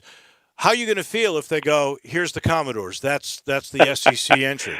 We've had a great experience with Vanderbilt, but David, I'm going to bet you a stake right now, and if Vanderbilt has a better record than either Ole Miss or Mississippi State, you got a stake coming. Okay. Well, no. Did you figure that one out? Maybe I said it backwards. I did figure. What you're saying is they won't have a better record than Ole Miss or Mississippi State, and I'm agreeing with you there. But what that might be a fight among somebody at 1-1 and some other teams at 1-2. Well, or 3. I'm just saying if it's up to the commissioner, he's just going to divvy it out, and he's going to want everybody in his league to play in a bowl game, and if there's no restrictions, he could be going to you, here's your team. Well, you may be right there, but don't knock Vanderbilt. I mean, we had them here when James Franklin was the coach, and they did a great job, played Cincinnati, and that was a matchup of a couple of coaches that have moved on. It was Butch Jones there with Cincinnati and James Franklin at Vanderbilt, and we had an excellent game that year. So, I think what we're talking about is just trying to bring our community together, a great opportunity to, bring people together at the end of a tough, long year, and on December 31st have a celebration right here in Memphis at the AutoZone Liberty Bowl. And whoever's playing in our game, we're going to say, glad you're here, roll out the red carpet, and have a great couple of days here with the team. But you could really be excited about a 3-win team? I think the thing about this, and I want to make sure that all of our friends and ticket buyers out there understand that this is a great opportunity for these young student athletes, for them to have a chance after a tough year. Some of these, young guys have been locked up since June when they were back at campus there, and to have a chance, especially when they've only played, say some of them have only played 8 or 10 games, so a chance to play one more game, and especially the seniors who kind of already been shortchanged a little bit. So, we're going to be pleased, and I hope the public will be too, that whichever team shows up at the various bowl games, that they'll all celebrate the achievements and people that have suffered through kind of a tough, long year and have put their blood, sweat, and tears into, making this year work. I guess the only other aspect, too, and you don't have the answers yet, unless you've gotten maybe some updates. I mean, we're down to double digits today in terms of cases, 96 new cases. And the positivity rate on the test, and there were a lot of them, 1,800 just about, 5.5%. What are you hearing from Dr. Haushalter? What are you hearing from Dr. Randolph and the Shelby County Health Department as to how many people you might be able to have at the bowl game? Because you could get Vandy or you could get Ole Miss and not have any fans. We don't have the answers to that yet, do we? No, that's true. And remember, we've still got 3 months to go before our AutoZone Liberty Bowl game. So, we haven't tried to cross that bridge. And like you say, just in the last week, like you say, the infection rate is way down. There's been very few hospitalizations, of young people. I'm not going to try and quote the statistic, but I think your listeners know that in that age bracket of 18 to 35, there's very, very little serious disease there with even if you get a positive infection. Everybody's just being very, very careful, which is great, and we're going to be the same way. We've got protocols that we've built in, and when we talk to the commissioners of the SEC and the Big 12, we're going to have really great protocols at the hotels and, make sure that all the people are safe that are coming to the game. So, but it is too early here, 3 months, because I hope and pray that this downward trend here in Memphis will continue here, and we'll have a continuing success story about opening up. I know they just opened up bars and restaurants to a little greater degree yesterday. So if we keep having progress every few weeks here in Memphis, that'll be great. It would be, and that's what we are hoping for. Here's the other question I got for you. Most of the time, you and Harold Grader, you just do an excellent job. You go around and you scout. Now, I don't know how much influence you have, but you like to go and see the commissioner, and you like to meet the coaches and the athletic directors. How are you guys going to be able to scout games this year? Is it going to be Zoom calls? Are you able to go to some of these things? How will this work this year? Well, we've had a number of Zoom calls. It seems like every business in America is trending that way. But yeah, I'm sure later in the season that we'll make some trips and visits to some of the teams. And it's a relationship business. There's no question about it. And what we've built here at the AutoZone Liberty Bowl is a great reputation, especially thank you to the community that, has such a good reputation for hosting the teams and having a great opportunity for them to come and enjoy themselves. And so we do that. We work together with the various universities, and as you say, talking to an AD about what we have here. And I know, for example, the Peabody Hotel, whenever we talk to the folks at the SEC, we want to make sure we can stay at that wonderful, beautiful hotel, the Peabody. And last year, the Big 12 stayed over at the Sheraton, and not the Big 12, Navy did. It was Oklahoma State the year before that stayed over there. So, we want to make sure that we keep in touch with, the various ADs and commissioners and coaches around the league. And of course, there's a close connection. So I'm sure later in the year we'll be connecting with some of these teams. Now, Stats, you'll be down there at Oxford on Saturday, right? I will be. I'll be down in the south end zone doing pre and post game, and I'll be there during the course of the game. Is very limited press box access. Will you be at the game Saturday? No, I think we're going to wait till later in the season. But why I was asking that is we're going to deputize you, Stats. You know more about the AutoZone Liberty Bowl than just about anybody. So we're deputizing I take it, Steve. I love it. You're going to be our representative down there to, I know you got a job to do there, but you can be Can you get me in the press box? maybe not this first week, but I think everybody, especially this first week in the SEC, they're being so careful. But the fact that they've got all of their teams lined up to play each other this weekend, that's a tribute to their safety protocols that they put in place some time ago. So do you, because of proximity, Mississippi State, obviously Tennessee would be an unreal get in a year like this. But are you centered on certain teams from the SEC that you would like to see? Well, we've had 13 out of 14 of the teams. The only team from the SEC who have not played in the AutoZone Liberty Bowl is Florida. And that's okay with us. Florida, that would be a lot of folks coming north, and generally it's better to have a little better proximity from a geography point of view. So we're going to be honest. We'd be happy with whichever team that, ends up coming here.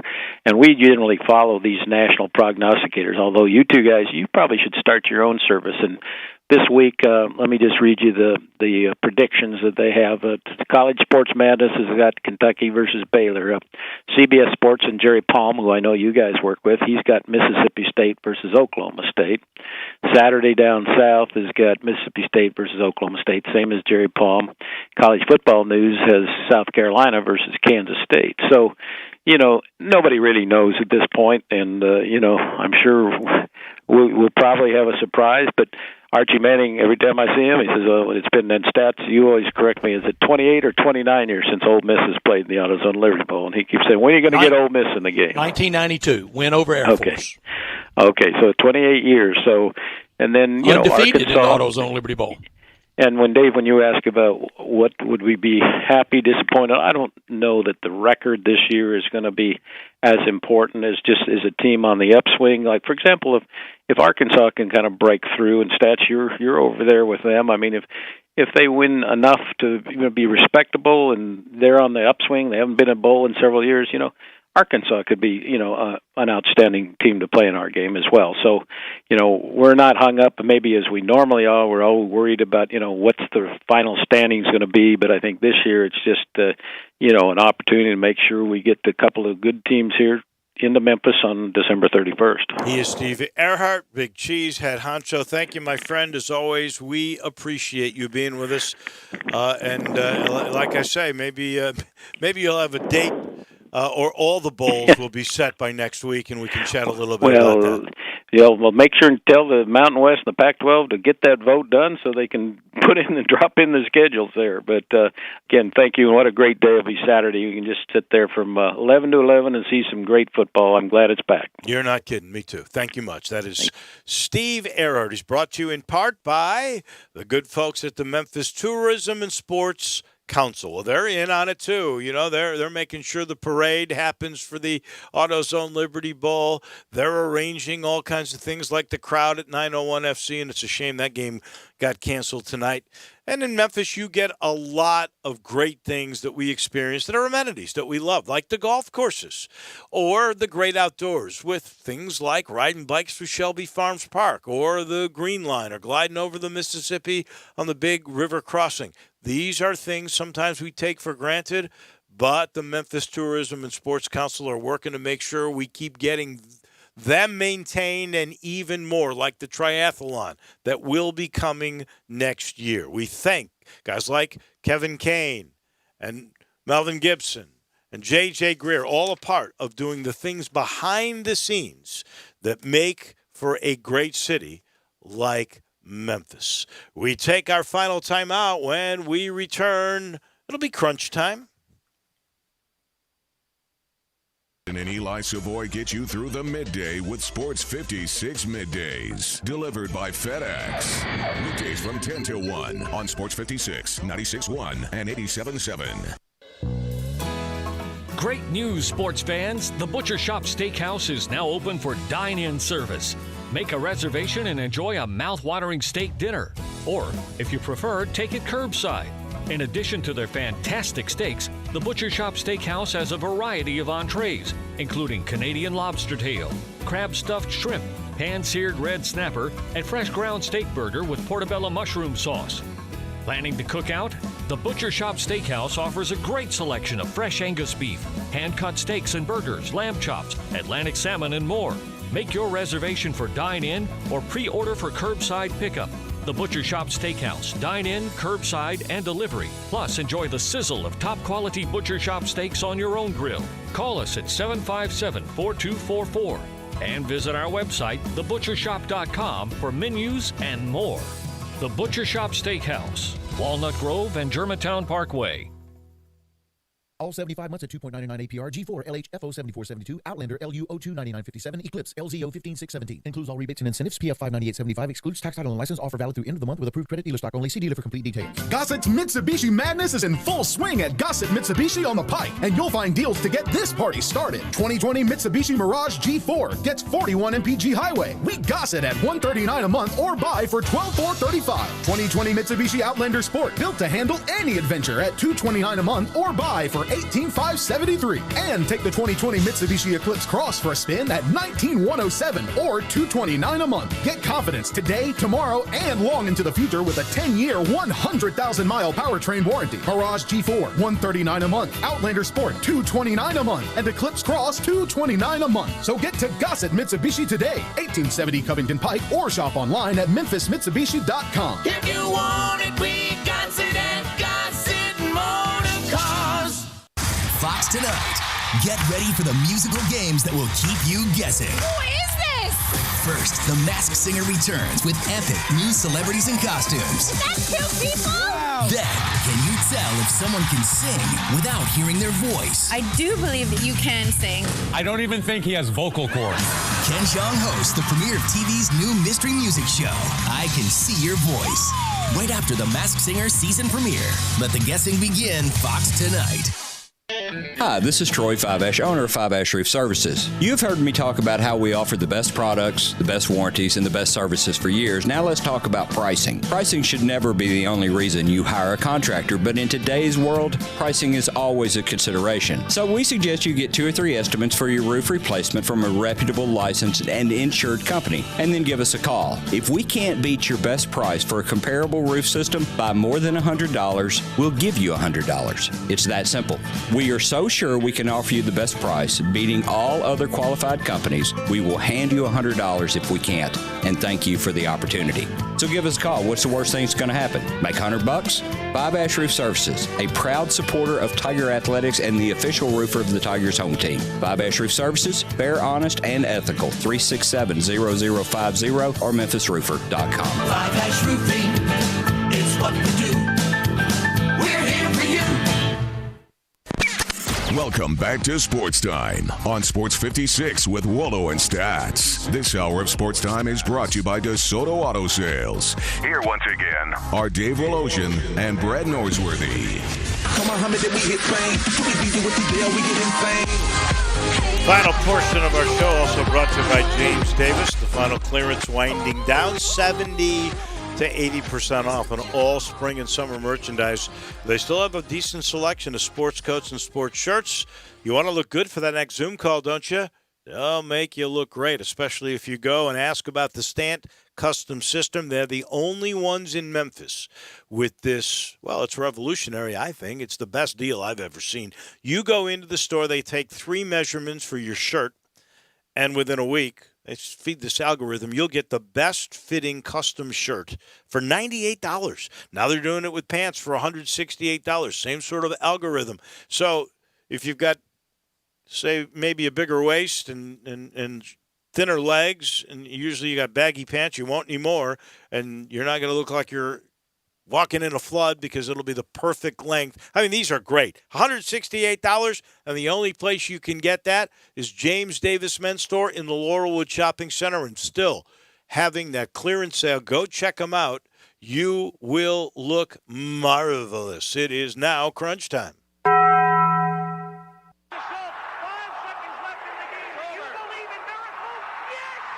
Go crazy, folks! Go crazy! This is for all the biggest crunch time. You are looking live. In your life have you seen anything like that? Goodbye! Hello, Haskins. Boop! What's happening, big dog? How you doing? It's obviously crunch time. Hammer, nail, coffin, this baby is over. All 1, all 2, all 3, hey!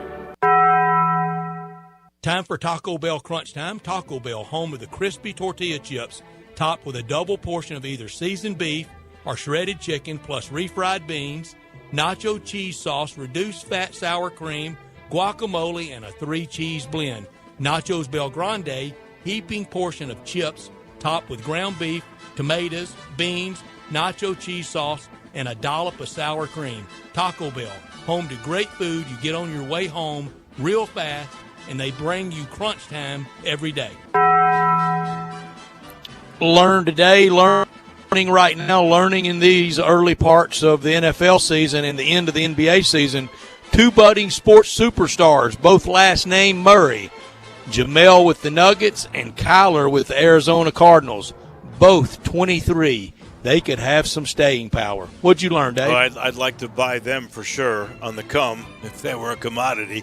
No doubt about that. I learned today, and I've said this for a long time now, I thought that the Central Division of both the American and the National Leagues, and they're playing each other, right, the way it's set up, was the most difficult. If the postseason began today, 7 of those teams in the playoffs would come from the National and the American League Central Division. Milwaukee, St. Louis, Chicago, Cincinnati, the White Sox, the Twins, and the Cleveland Indians. How about that? Yeah, they've been butting heads. Could have done without, even with no crowds. The egomaniacs that both Joe West and Angel Hernandez are, they think people are still buying tickets to come see them umpire. Nobody ever has. Nobody ever will. You know, it is interesting. I read a tweet from Mike DeCourcy, who's, about as straight-laced, level-headed as it comes. Even he complained about Angel Hernandez from last night. I could have done without, I guess, this story, and it's the slowness of the NCAA, but Ole Miss safety Otis Reese waiting on transfer eligibility after he moved from Georgia, not getting any answers, went public with why he left Georgia, and he has some serious racial allegations against that school, and I guess you would say unsafe feelings that he had while spending his time there, and the fact that he agreed to stay the whole year if Kirby Smart would let him go. Now, this is his allegation, and now he would not let him go with this release. Not a good look at all. Keeping a close eye tonight on Boston and Miami, 7:30, big game. Can Miami defend enough like they did in games 1 and 2 to take the 3-1 lead? Notre Dame and Wake doesn't look like it will be played until December now.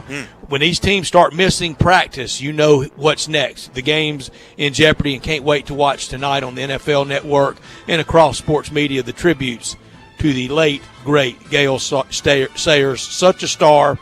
Never seen a highlight reel like his. I am going to be on the lookout, NFL Network, I guess, or just going through YouTube to try to look at some of his highlights and maybe find some of the Jack Brickhouse play-by-play, because that stuff is absolutely terrific. We've got to thank TJ Reeves, John Gowen, Brad Baker, Jason Cole. He was interesting. He's written this book, and you can get it at Amazon, on John Elway. Barrett Jones, always good to chat with Barrett Jones. He's making a nice transition from All-American player and pro to becoming an analyst. And then, of course, Steve Earhart from the AutoZone Liberty Bowl. And, some interesting stuff there where he says 2 or 3 team wins, 2 or 3 win teams might actually still be included.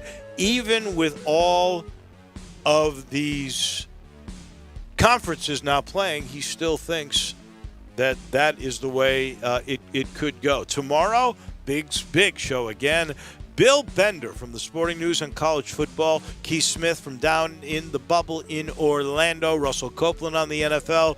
Greg Gaston on Tiger football. Tim Doolin on baseball. We'll maybe know a little bit more as more teams clinch tonight for postseason play. That'll do it for all of us here. We'll join you again tomorrow, same time, same place. Have a great night, everybody. Did you know that right now Geico is offering an extra 15% credit on